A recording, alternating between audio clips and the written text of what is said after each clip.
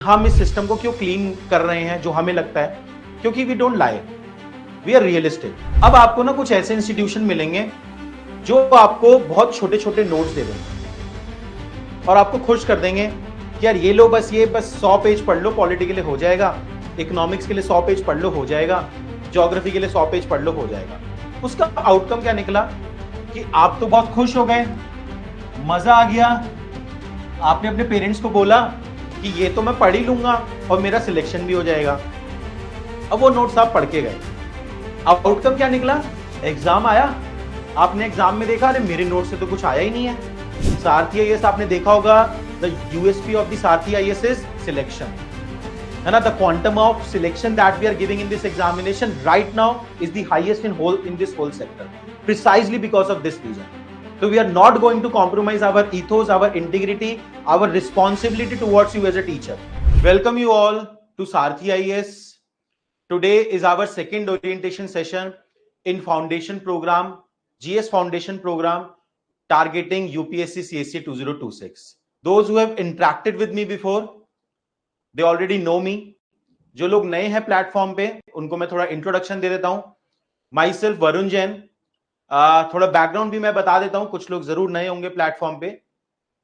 I have done my graduation from IIT Roorkee, civil engineer. Post that I had given my all 6 attempt to UPSC CSE examination. In those 6 attempt, I had written 4 mains and appeared in the interview twice. Once in 2017 and then in 2019 I had appeared in UPSC CSE interview. ठीक है. So in this whole GS foundation program, I will be guiding you for different things. For example, international relation part in the GS2. For example, live answer writing session in your MMP plus program. ठीक है. Apart from that, इस पूरे programme में जो आपको orientation session में doctor Shivin ने भी कमिट किया होगा, दैट इस पूरे प्रोग्राम के दौरान there will be few mentors who will remain connected with you. ठीक है. One of the mentor will be doctor Shivin and other mentor me, Mudit sir and Sajal sir. We will remain connected with your journey for your UPSC CSE 2026 examination. ठीक है. तो देखिए, सारथी IAS में जिस type का ecosystem हमने इवॉल्व किया है एक स्टूडेंट के लिए, एक टीचर के लिए, इस इकोसिस्टम में जब हम देखते हैं, हम लिखते हैं हम क्रेडिबल फैकल्टी, तो हमारा क्रेडिबल फैकल्टी का क्या लॉजिक होता है? लॉजिक इज प्रीटी सिंपल कि those people who have at least cleared the mains examination, they must be the one who are guiding you, right? Obviously इसमें कोई रॉकेट साइंस नहीं है इस बात को समझना कि जिन लोगों ने मेंस क्रैक किया है, जिन लोगों ने इंटरव्यू को एक्सपीरियंस किया है या फिर फाइनल एग्जाम क्रैक किया है, ठीक है, only those people will be able to understand this examination in a much more comprehensivity. ठीक है. I'm not saying कि people who have not cleared the prelims examination वो एग्जाम को नहीं समझते हैं, ठीक है, बट लेकिन इसमें भी कोई डाउट नहीं है कि अगर हम देखेंगे, एक तरफ ऐसे लोग हैं, those people who have cleared the examination, who have cleared mains या फिर जिनका फाइनल रैंक आया है, उनकी जो अंडरस्टैंडिंग होगी एग्जाम की वो थोड़ी बेटर होगी. ठीक है. तो इस पूरे प्रोग्राम में जो आपके चीफ मेंटर्स रहेंगे, देयर विल बी 4 पीपल, ठीक है, who will keep on connecting with you, है ना, जो अपडेट लेते रहेंगे आपकी प्रिपरेशन कैसी चल रही है. आपका पहला सेशन हुआ डॉक्टर शिविन के साथ, दूसरा session, today session I am going to take. Then आपका जो थर्ड सेशन है, इट इज टुमारो 4:30 PM पे. एक बार टाइमिंग चेक कर लेंगे, इसी पीपीटी में लिखिए. Tomorrow you will be having third orientation session which will be taken by Mudit Jain sir. Mudit Jain sir, I am sure you already know, he has cleared the UPSC examination thrice. इसके बाद your next orientation session Monday को 11:30 AM पे होगा, which will be taken by Sajal sir, है ना, who himself has mentored rank 1 of this year and also has appeared for the interview examination of UPSC CSE. ठीक है, ये समझ में आया? Then on the Monday, please listen to me carefully, आपके सभी queries मैं address करूंगा. ठीक है. Then on the Monday evening 4:30 PM we will be starting your course. The first class in this batch we are starting with the economics. ठीक है. तो 4:30 PM पे you will be having your first class on Monday for economics. ठीक है. Next week से you will be having proper content classes. ठीक है. तो 1 week हम लेते हैं इस complete orientation को complete करने में to orient you with respect to the UPSC CSE journey. Done. अभी हम starting में we will be having 1 class per day, है ना, but later on somewhere जब नवंबर दिसंबर आएगा तब हम देखेंगे कि क्या हम 2 क्लासेस करना चाहते हैं या नहीं, है ना. कुछ दिन हम जरूर नवंबर दिसंबर में 2 क्लासेस रखेंगे। इट इज इंपॉर्टेंट कि इन यूपीएससी सीएससी जर्नी आप इवॉल्व करो कंटेंट को एब्जॉर्ब करके, है ना। Try to understand this thing कि एग्जाम ऐसा है और एग्जाम का कंटेंट ऐसा है, इसकी प्रिपरेशन में स्टार्टिंग में कंटेंट एब्जॉर्ब करने में टाइम लगता है ना, और लेना भी चाहिए, क्योंकि एक बार फाउंडेशन अगर आपका स्ट्रांग नहीं रहा तो बाद में आप कितनी भी मेहनत कर लो, है ना, उस लेवल पे आपकी प्रिपरेशन नहीं जा सकती अगर फाउंडेशन वीक है। तो we will take good time in building up the foundation. Then जब आपका फाउंडेशन बिल्टअप हो जाएगा, है ना, तब हम थोड़ा सा कंटेंट की पेस और क्लासेस बढ़ा सकते हैं, ठीक है। ड्यूरेशन पर क्लास आपकी रहने वाली है रफली 3 आवर्स। एक चीज बिल्कुल क्लियर करना चाहूंगा मैं आप सभी को कि देखिए ये जो आपका बैच है, we are starting in the month of July, right. We have, I would say कि just enough time to crack the examination in 2026, है ना। कोई बहुत ज्यादा टाइम नहीं है हमारे पास। I hope you understand this thing. हाँ, ये डाउट मैं आपका अभी क्लियर कर देता हूं, है ना, जो मेन से रिलेटेड एमएमपी प्लस से रिलेटेड डाउट है, I will clear this in this session only, है ना। First of all please tell me this thing, आप में से कितने लोग हैं जिन्होंने अपनी प्रिपरेशन अभी इस फाउंडेशन प्रोग्राम के थ्रू स्टार्ट की है? Please tell me this thing कि कितने लोग अभी कंप्लीट बिगिनिंग की स्टेज पे हैं।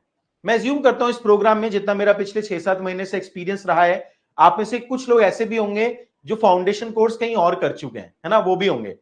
आपने अगर फाउंडेशन कोर्स कहीं और से किया है तो please tell me this thing, कहां से किया है।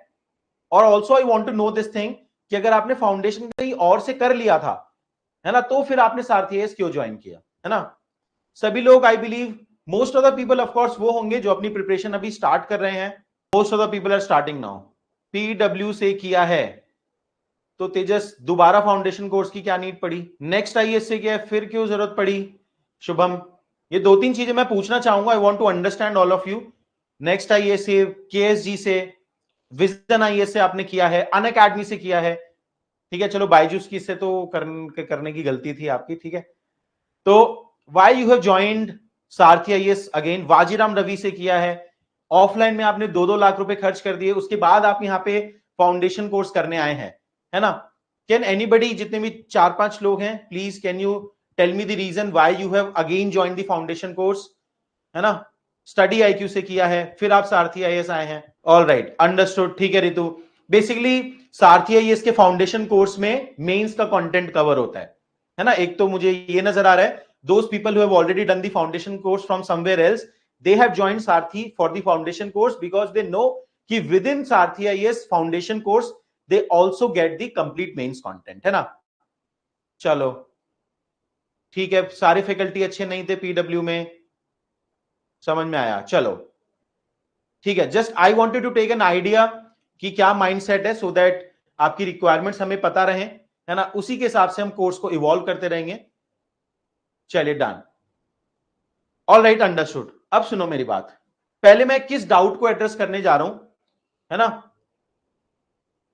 उसको यहां पे लिखते हैं, और वो बहुत इंपॉर्टेंट डाउट है आप सभी के लिए। डाउट ये है सभी का, काफी सारे लोग ये पूछ रहे हैं, is MMP plus included in this foundation batch? इसके बाद हम अपने मेन एजेंडा पे आएंगे, है ना। आपके डाउट लेता रहूंगा मैं धीरे धीरे, बट जिस मेन एजेंडा को मैं डिस्कस करने आया हूं इसके बाद हम वो डिस्कस करेंगे, है ना। Please listen to me very carefully for next 2 to 3 minute, है ना।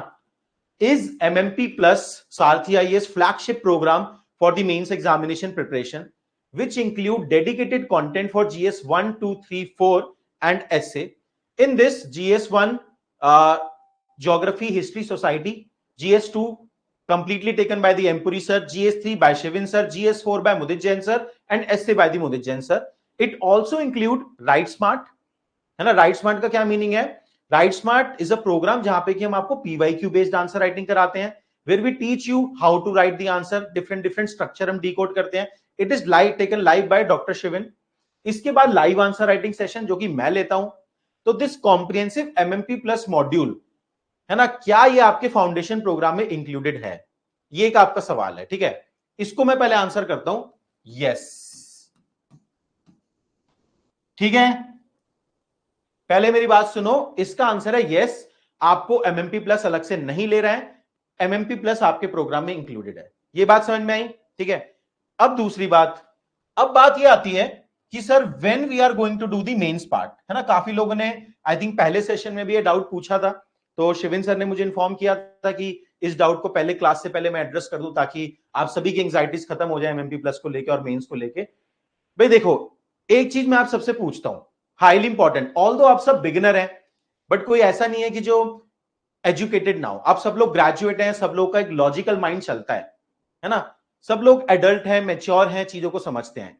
एक चीज बताना मुझे, अगर हम 20th ऑफ जुलाई से if we are starting our UPSC CSC journey, ठीक है, एंड नेक्स्ट ईयर आपका प्रीलिम्स एग्जामिनेशन है ऑन 24th या 25th ऑफ मई को होगा, ठीक है। तो हमारे पास यहां से 10 मंथ्स का टाइम है, राइट। अब please tell me this thing, अगर आपके पास 10 मंथ का टाइम है, which is more important for you, prelims और mains? Please tell me this thing honestly, which is more important for you, prelims और मेंस? प्रायोरिटाइज करते हैं एक बार। I want to explain you something ताकि आप स्ट्रैटेजाइज करना सीखो पूरे यूपीएससी सीएससी। अगर आप 2026 प्लान कर रहे हो तो आपको प्लान करना आना चाहिए, right. Prelims examination, of course it makes more sense, of course आप बोथ बोल सकते हो, है ना, कि दोनों चीजें जरूरी हैं, but is it really possible? अब ये बात करते हैं, इज इट रियली पॉसिबल कि हम 10 महीने के अंदर प्रीलिम्स और मेंस की कंप्लीट प्रिपरेशन कर लें और आंसर राइटिंग में भी एक्सपर्ट बन जाएं? थोड़ा सा प्रैक्टिकल प्लानिंग करते हैं, ठीक है। Again I am saying this thing, MMP plus is included in this programme, तो फोमो में मत आना, मैं आपको प्रैक्टिकल प्लानिंग सिखा रहा हूं, ठीक है। इज इट रियली पॉसिबल कि हम 10 महीने के अंदर प्रीलिम्स की प्रिपरेशन भी कर लें, सारा फाउंडेशन कंटेंट भी कर लें, प्रीलिम्स क्रैक भी कर लें? Prelims is a difficult nut to crack this time. आप बहुत सारे टॉपर्स को देख रहे होंगे अभी, है ना, पिछले 3-4 सालों में एग्जाम इवॉल्व कर गया है। जब एग्जाम इवॉल्व कर रहा है तो हमें भी इवॉल्व होना पड़ेगा, यस, ऐसे इंक्लूडेड है, ठीक है। तो ये पॉसिबल नहीं है कि हम 10 महीने के अंदर प्रीलिम्स भी कर लें और प्रीलिम्स को रिवाइज करके प्रीलिम्स क्रैक भी कर लें, मेंस का भी सारा कंटेंट कर लें और मेंस की आंसर राइटिंग में भी एक्सपर्ट बन जाएं, ठीक है। ये समझ में आया? चलो, तो 10 महीने के अंदर प्रीलिम्स और मेंस दोनों सारी चीजें हम कर लें, है ना। और ये एक चीज और बताता हूं मैं, यहां पे वो पॉसिबल नहीं है ऑफ कोर्स, बट मैंने क्या देखा ना, पिछले 2 सालों से मैं पैटर्न ऑब्जर्व कर रहा हूं, है ना। अगर आप ऐसा करने जाओगे, लेट से आपने सोचा कि ठीक है, हम अपनी फाउंडेशन को थोड़ा कॉम्प्रोमाइज कर देते हैं, जो फाउंडेशनल सब्जेक्ट है like polity, economy, geography, modern history, इसको थोड़ा कॉम्प्रोमाइज कर देते हैं, मेंस एग्जाम की प्रिपरेशन कर लेते हैं। Consistently I am seeing this trend, these are the people जिनका फाउंडेशन वीक ही रह जाता है, फिर 4-5 साल प्रीलिम्स क्रैक करने में लग जाते हैं क्योंकि फाउंडेशन वीक हो गया। तो this risk we shouldn't take, एक ये बात आप समझना। लेकिन it doesn't mean that we shouldn't prepare for the mains examination before prelims. Listen to me very carefully. I'm not saying कि हम mains को prelims के पहले touch ही नहीं करेंगे. What we will do is we will plan it this way. देखो, अब mains की बात करते हैं, बहुत मैच्योर लेवल पे प्लानिंग सिखा रहा हूं आपको, अगर इतने लिमिटेड टाइम में एग्जाम क्रैक करना है। सुनो मेरी बात, यूपीएससी सीएससी के मेंस का जो सिलेबस है उस वो लिख रहा हूं मैं यहां पे, GS1, GS2, GS3, GS4, ठीक है। GS1 में 3 सब्जेक्ट हैं, ज्योग्राफी, हिस्ट्री, समझना है तो ध्यान से समझना, एक बहुत अच्छी प्लानिंग निकाली हमने आपके लिए, और सोसाइटी। GS2 में आपके सब्जेक्ट हैं पॉलिटी एंड कॉन्स्टिट्यूशन, ठीक है। इसके बाद governance and social justice, third section है IR, ठीक है। GS3 में आपके कौन कौन से सेक्शन है? इकोनॉमी एंड एग्रीकल्चर, ठीक है। और क्या है? Science and tech and environment. Syllabus देखा सब लोगों ने? सिलेबस थोड़ा याद रखा करो, ब्रॉडर हेल्प होगा आपको। और इंटरनल सिक्योरिटी, है ना, ये दिख नहीं रहा होगा आपको पीडीएफ की वजह से, इसको क्लीन करते हैं, रुको एक सेकेंड, अभी समझाता हूं।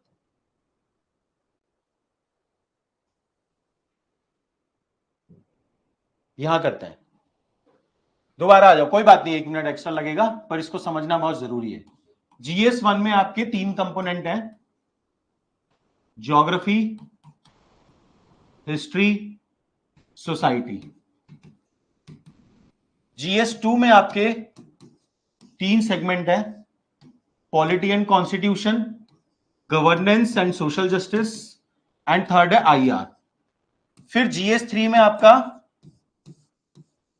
Economy plus agriculture, then science and tech plus environment, ठीक है, एंड थर्ड है इंटरनल सिक्योरिटी, ठीक है। फिर GS4 की बात करते हैं।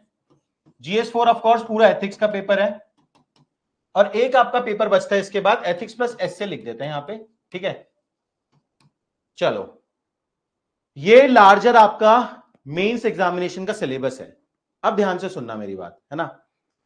मेंस एग्जामिनेशन की प्रिपरेशन को 2 पार्ट में डिवाइड करते हैं, कंटेंट एंड आंसर राइटिंग। अब मुझे एक बात बताओ, आप इन पर्टिकुलर एरियाज में ऐसे कौन से एरिया हैं जो कि आपके प्रीलिम्स में भी इंक्लूडेड है, बताओ मुझे। अब देखता हूं आपको सिलेबस पता है या नहीं। इनमें से कौन कौन से एरिया हैं जो आपके प्रीलिम्स में भी इंक्लूडेड है। पहले GS1 में बताओ मुझे, एक एक करके आप बताओगे। I want to see this thing कि आपकी सिलेबस की अंडरस्टैंडिंग क्या है। GS1 में ज्योग्राफी एंड हिस्ट्री प्रीलिम्स में भी है। GS2 में पॉलिटी एंड कॉन्स्टिट्यूशन प्रीलिम्स में भी है। तो चलो, आप GS1 बता रहे हो, शाबाश, गुड। GS1 में ज्योग्राफी, एक एक करके हाईलाइट करते हैं। ज्योग्राफी, हिस्ट्री प्रीलिम्स में है। GS2 में पॉलिटी कॉन्स्टिट्यूशन, ठीक है, एंड IR भी हम प्रीलिम्स में पढ़ाते हैं। सारथी IAS teachers IR in prelims. लोग इग्नोर करते हैं प्रीलिम्स में IR, है ना। इस साल मैंने जो IR पढ़ाया था प्रीलिम्स के लिए, 5 के 5 क्वेश्चन आप देख सकते हैं जाके, डॉक्यूमेंट आपके साथ मैं शेयर कर दूंगा, एग्जैक्टली प्रीलिम्स में आए थे, ठीक है। इसके बाद GS3 की बात करते हैं। GS3 में बताओ कौन कौन से टॉपिक हैं जो आपके प्रीलिम्स में भी हैं। Economy and agriculture, science and tech and environment, isn't it, ठीक है। तो ये पर्टिकुलर टॉपिक आपके ऐसे हैं जो कि प्रीलिम्स में भी हैं। दोबारा बोल रहा हूं मैं, geography, history, polity constitution, IR, economy, agriculture, science and tech and environment, ठीक है। अब बचा क्या इसके अलावा, एथिक्स का पेपर प्रीलिम्स में नहीं है, इंटरनल सिक्योरिटी प्रीलिम्स में नहीं है, गवर्नेंस सोशल जस्टिस प्रीलिम्स में नहीं है, सोसाइटी प्रीलिम्स में नहीं है, यही बचा। ये बात समझ में आती है। अब सॉल्यूशन सुनो। सॉल्यूशन ये है, what we are going to do. जब हम आपको ये फाउंडेशनल सब्जेक्ट कवर करेंगे, when we will cover the geography, तो हम ज्योग्राफी में जो आपका पूरा बेस है मेंस के लिए जो रिक्वायर्ड होता है, वो हम प्रिपेयर कर देंगे। जब हम आपका हिस्ट्री वाला सेगमेंट करेंगे, ठीक है, तो हिस्ट्री वाले सेगमेंट में चाहे प्रीलिम्स का कंटेंट हो या मेंस का कंटेंट हो, आर्ट एंड कल्चर हिस्ट्री के अंदर ही आता है, ठीक है। तो वो वाला जो मेंस सेंट्रिक थोड़ा कंटेंट होगा, उसका बेस हम हिस्ट्री में ही कवर कर देंगे। समझ में आया। अब जब हम इकोनॉमी करने वाले हैं, obviously there might be something, there is something main centric content, जो मेंस के लिए कुछ एडवांस लेवल ऑफ कंटेंट चाहिए, वो हम प्रीलिम्स के बाद कवर करेंगे। इन पर्टिकुलर सब्जेक्ट में जो प्रीलिम्स के साथ कॉमन है, जब हम इन्हें आपको कंप्लीट कराएंगे तो हम मेंस का फाउंडेशन भी बिल्ड करेंगे, है ना। डिजास्टर मैनेजमेंट एनवायरमेंट के अंदर ही आता है, ठीक है। इकोनॉमी एग्रीकल्चर, जब हम इकोनॉमी करेंगे तो जो बेस है इकोनॉमी और एग्रीकल्चर का, दैट वी विल कवर। कुछ एडवांस लेवल ऑफ कंटेंट जब होगा वो हम प्रीलिम्स के बाद कर लेंगे, ठीक है। अब बचा क्या यहां पे मेजरली जो मेजर कंपोनेंट है, एक बचा एथिक्स और एक बचा एसे। अब सुनो मेरी बात, in essay there is no content which you need to study separately, है ना। जितने भी लोग, शायद आप में से कुछ लोग थे स्टार्टिंग में जिन्होंने बोला था कि वो फाउंडेशन प्रोग्राम पहले कहीं कर चुके हैं, प्रीलिम्स भी दे चुके हैं, they can verify this thing, they understand this thing, that for the essay paper you don't need content separately. What happened actually in the essay paper is you utilize your content of the GS and optional. बस आप essay में essay लिखना सीखते हैं कि content को structure कैसे करना है। Essay is all about practice, not content, ठीक है। तो ये पेपर को लेके भी हम टेंशन फ्री हो सकते हैं कि यार कंटेंट तो यहां कुछ नहीं पढ़ना है ना। एक पेपर आपका बचा एथिक्स का, ठीक है ना, जो कंटेंट हैवी है और वो आप प्रीलिम्स में नहीं पढ़ते, है ना। This paper we are going to complete before prelims. जैसे ही आपके ये 4 सब्जेक्ट पूरे हो जाएंगे, economy, polity, geography, modern history, है ना, after that we will have classes for ethics. Ethics को हम प्रीलिम्स से पहले कंप्लीट करेंगे। समझ में आया? Please tell me, have you understood this thing? तो बचा क्या हमारा प्रीलिम्स के बाद के लिए? बचेगा क्या फिर हमारा? अब ये भी देख लेते हैं, according to this strategy what will be left for mains, from mains examination post prelims, क्या बचेगा? लिख देता हूं मैं यहां पे। पहला क्या क्या बचेगा? 3 चीजें बचती हैं मेरे ख्याल से। फर्स्ट है जितने भी ये प्रीलिम सेंट्रिक सेगमेंट हैं, इनका कुछ एडवांस लेवल कंटेंट, ठीक है ना, कुछ advance level of content. Example के तौर पे बताता हूं आपको, जैसे हम ज्योग्राफी यहां पढ़ेंगे, तो ज्योग्राफी में एक टॉपिक है इंडस्ट्रियल लोकेशन। GS1 का आप सिलेबस देखना, इंडस्ट्रियल लोकेशन, है ना, उस टॉपिक को हम एक्सक्लूसिवली मेंस टाइम पे कवर करेंगे, है ना। तो यहां पे हर सेगमेंट में there will be certain topic जो एक्सक्लूसिवली मेन सेंट्रिक है ना, उन टॉपिक को हम प्रीलिम्स के बाद कवर करेंगे। ये समझ में आ रहा है? ठीक है, तो मेंस एडवांस कंटेंट, पहला तो ये हो गया। सेकंड हम क्या कवर करने वाले हैं? Governance, social justice, society, internal security. ये 3 सेगमेंट हैं। इन 3 सेगमेंट का content we are going to cover in after prelims examination, ठीक है। Governance, social justice and internal security, hardly 1 week का कंटेंट है सब जगह। प्लीज रिमेंबर कि हमने यही टॉपिक क्यों छोड़े हैं, ठीक है ना। हार्डली 1 वीक का कंटेंट है ना। जैसे governance, social justice, internal security 1 week, या मैक्सिमम सोशल जस्टिस में सोशल जस्टिस या society, social justice plus society साथ में कराते हैं हम, तो यहां पे हो सकता है कि आपको 10-12 दिन लग जाए, बट 1 महीने में, within 1 month maximum, we can easily cover these 3 topics. ये समझ में आया? इसके अलावा हम क्या करेंगे? Third component post prelims answer writing. जो advance level of answer writing है, जब यूपीएससी सेंट्रिक कंटेंट आपका थोड़ा बिल्टअप हो जाएगा, तब हम advance level of answer writing करेंगे, ठीक है। 2-3 चीजें, 2-3 क्वेश्चन और आपके आए हैं। पहला क्वेश्चन ये आया है, सर क्या ये डिफिकल्ट नहीं होगा कि हम प्रीलिम्स और मेंस के बीच में we will do the answer writing plus थोड़ा main centric content plus governance, social justice / society plus हम इंटरनल सिक्योरिटी प्रीलिम्स से मेंस के बीच में करेंगे? क्या ये डिफिकल्ट नहीं होगा? 101% होगा, यस, ठीक है। ये तो मैं आपने मुझसे क्वेश्चन पूछा, उसको मैंने आंसर करा कि yes it will be a difficult task. अब एक क्वेश्चन मैं आपसे पूछता हूं, उसको आप एड्रेस करना है ना। Please tell me this thing, prelims examination से 10 मंथ बिफोर प्रिपरेशन स्टार्ट करके उस साल एग्जाम क्रैक करना, क्या ये डिफिकल्ट टास्क है? Please tell me this thing, starting your preparation 10 months before the prelims examination and then finally cracking the examination in the very first attempt, is it a difficult task? Is, please tell me, extremely difficult, है ना। तो देखो again, सारथी IAS में जो different mentors हैं, उनका benefit यही है कि हर कोई अपने एक्सपीरियंस से आपको सिखाता है, ठीक है ना। सबके अलग अलग एक्सपीरियंसेस हैं, है ना। तभी हम बोलते हैं कि डाइवर्सिटी ऑफ मेंटर से आप सबसे सीख सकते हैं आप, है ना। तो you need to understand this thing, जो टास्क एट हैंड है वो डिफिकल्ट है ना। उस डिफिकल्ट टास्क को हमने बस एक इस तरीके से प्लान आउट किया है ना। इंपॉसिबल नहीं है, डिफिकल्ट है। तो we can achieve this difficult task, but you have to put in a lot of hard work. समझ में आया? चलो डन। हाँ, डिफिकल्ट है, इंपॉसिबल नहीं है। तो यस डिफिकल्ट है, but we will make sure कि हम एक बैलेंस मेंटेन रख के करके चले, हम अपनी फाउंडेशन को वीक ना होने दें। हमारे 2-3 गोल आपको बताता हूं, जब हम इस बैच को प्लान कर रहे थे तो क्या थे। एक तो यार किसी भी तरीके से आपका जो फाउंडेशन है वो वीक ना हो। ऐसा ना हो कि अगर आप 10 महीने में प्रीलिम्स की प्रिपरेशन कर रहे हैं तो आपके जो फाउंडेशनल सब्जेक्ट है, जो आप मेहनत इस साल कर रहे हो, वो वेस्ट नहीं जानी चाहिए। Foundation should be very strong.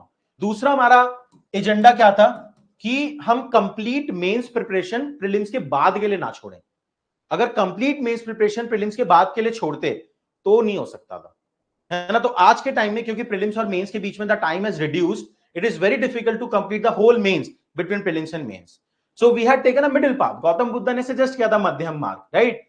तो according to that middle path we have plan this thing कि कुछ लगभग 50% पार्ट हम मेंस का प्रीलिम से पहले कवर कर लेंगे और 50% हम प्रीलिम्स के बाद कवर कर लेंगे। कैसे कवर करेंगे वो मैंने आपको समझा दिया, ठीक है। Done. No, this is the GS programme. Optional के लिए we will have a strategy session, but this is the GS programme. चलो डन। देखिए this is the GS programme, तो I want to limit the discussion around the GS only. दो query और हैं आपके जो मैं एड्रेस करूंगा। For the current affair will be taken by Mudit Jain sir. तो आपका जो कल सेशन होने वाला है 4:30 PM पे, Mudit sir will share the detail current affair strategy, ठीक है। तो ये उनके लिए छोड़ देते हैं, जो जिसका डोमेन एक्सपर्टाइज है उसी को डील करने देते हैं, ठीक है। तो टुमारो एक बार टाइम अगेन पीपीटी में चेक कर लेंगे। Mudit Jain sir tomorrow will take session, ठीक है, फॉर द करंट अफेयर। एक चीज पूछी आपने सी सेट के लिए, who will be teaching at Sarathi IAS, ठीक है। तो we have finalize the faculty, we will make a public announcement in next 10 days, ठीक है। फैकल्टी बहुत जबरदस्त हमने फाइनलाइज कर दी है ना। कुछ हिंट अगर मैं आपको देना चाहूं, he is my senior from IIT Roorkee, ठीक है। आप आगे सर्च कर सकते हो, ठीक है। बट स्टिल पब्लिक अनाउंसमेंट थोड़ा पेंडिंग है, तो मैं नाम अभी नहीं बताता, है ना। We will take 10 more days, within 10 days you will see on Sarathi IAS YouTube channel who has joined Sarathi IAS for CSAT, ठीक है। देखिए अगेन 3-4 डाउट है, उनको भी एड्रेस करते हैं। आपकी जो भी टेंशन है, जो एंजाइटी है, वो खत्म करते हैं। You will get the study material on Monday, ठीक है ना। मंडे को ही आपका स्टडी मटेरियल अपलोड होगा। मंडे को doctor Shivin will also take an economic strategy session in the beginning of your class at 4:30 PM। CSAT मैंने बता दिया आपको कि we have onboarded a new wonderful faculty at Sarathi IAS for the CSAT. Public announcement will be made in next 10 days, ठीक है। तो don't worry about this thing, है ना। अगेन मैं बोलूंगा इसको पंचवर्षीय योजना नहीं बनाते। मैं फिर बोलूंगा आपको, आपको क्या मैं बोलूंगा, सबको आदत है इस एग्जाम को पंचवर्षीय योजना बनाने की। जैसे मेनी पीपल आर सेइंग कि क्या हम इस बैच में पहले एनसीईआरटी पढ़ेंगे, है ना। अरे भाई एक बात बताओ मुझे आप, अगर हम एनसीईआरटी इस बैच में अगर पढ़ने लग गए, कितनी एनसीईआरटी है जो आपको किसी भी पॉपुलर इंस्टीट्यूट ने सजेस्ट की होंगी कि इतनी एनसीईआरटी यूपीएससी के लिए पढ़नी होती है? Please tell me this thing, है ना। Please tell me this thing. ये एंजाइटी भी खत्म करते हैं। एक और मैं डाउट एड्रेस कर देता हूं, तभी हम ओरिएंटेशन रखते हैं 1 वीक की, कि थोड़ा बैच स्टेबलाइज हो जाए।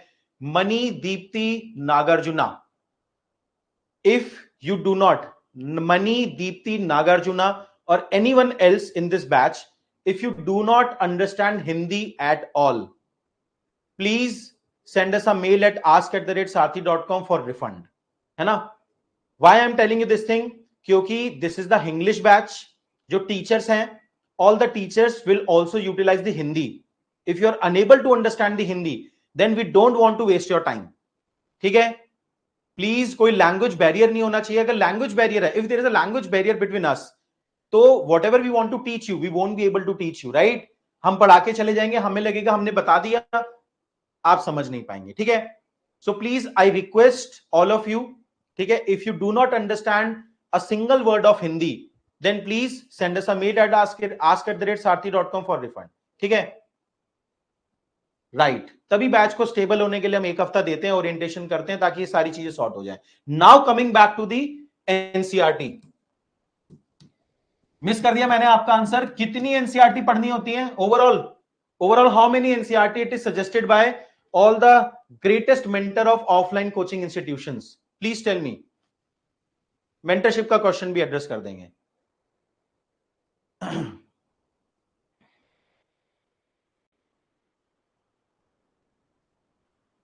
प्रीलिम्स के एलएमएस कराएंगे, live MCQ solving session from January to May. वहां पे क्वेश्चन प्रैक्टिस करेंगे, वहां पे टेस्ट प्रैक्टिस करेंगे, है ना। अभी आप असाइनमेंट सॉल्व करोगे संडे को, ठीक है। 6 to 12 रफली नंबर बताओ ना, टोटल कितने हैं रफली? जो लिस्ट आती है ना पॉपुलर, 40 एनसीईआरटी की लिस्ट है लगभग, है ना। बताओगे मुझे? लगभग 40 एनसीईआरटी की लिस्ट है, अगर 6 to 12 की आप बात करोगे, है ना। और थोड़ा कम कर दो, कोई 49 बोल रहा है, 40 लिख लेते हैं, ठीक है।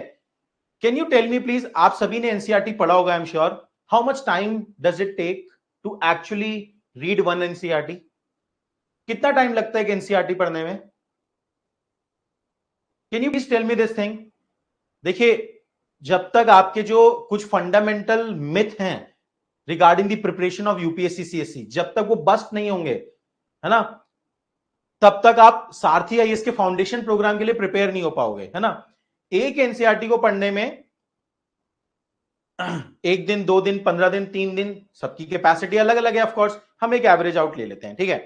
3 दिन ले ले, 3 डेज एक बार रीड करने में, 3 डेज हैं। Please also tell me this thing, क्या एक बार एनसीईआरटी रीड करके are you able to retain the content in your mind? ये भी एक क्वेश्चन है। आई एम श्योर आप सभी ने एनसीईआरटी पढ़ी होंगी। जब आपने कोई एनसीईआरटी पढ़ी थी 1 महीने पहले, 2 महीने पहले, please tell me this thing, क्या उसका कंटेंट आपको याद है? आपको क्या लगता है कि कितनी बार मिनिमम एनसीईआरटी को ये आपको पढ़नी पड़ेगी so that you can retain its content, you can actually utilize this content in the examination? How many times, minimum how many times? Please tell me this thing.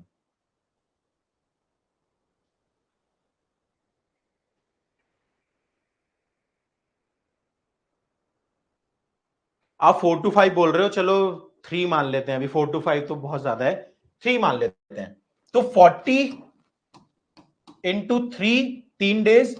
अब मान लेते हैं जब सब्सिक्वेंटली आप रीडिंग करोगे तो आपको कम टाइम लगेगा, ठीक है ना। अब ये मान लेते हैं, चलो इंटू 2 कर लेते हैं फिर भी, है ना। कितना हो गया? 120 इंटू 2, 240 डेज हो गए। 240 डेज हो गए। अरे 1 साल तो एनसीईआरटी में लग गया, पढ़नी है एनसीईआरटी अब। Please tell me this thing, 1 साल तो एनसीईआरटी में लग गया, उसके बाद आप मेन कंटेंट पे आओगे जो यूपीएससी के लिए ज्यादा रेलेवेंट है। लगता है आपको कि क्या ये एनसीईआरटी आपको इतना 1 साल लगाना चाहिए इस पे?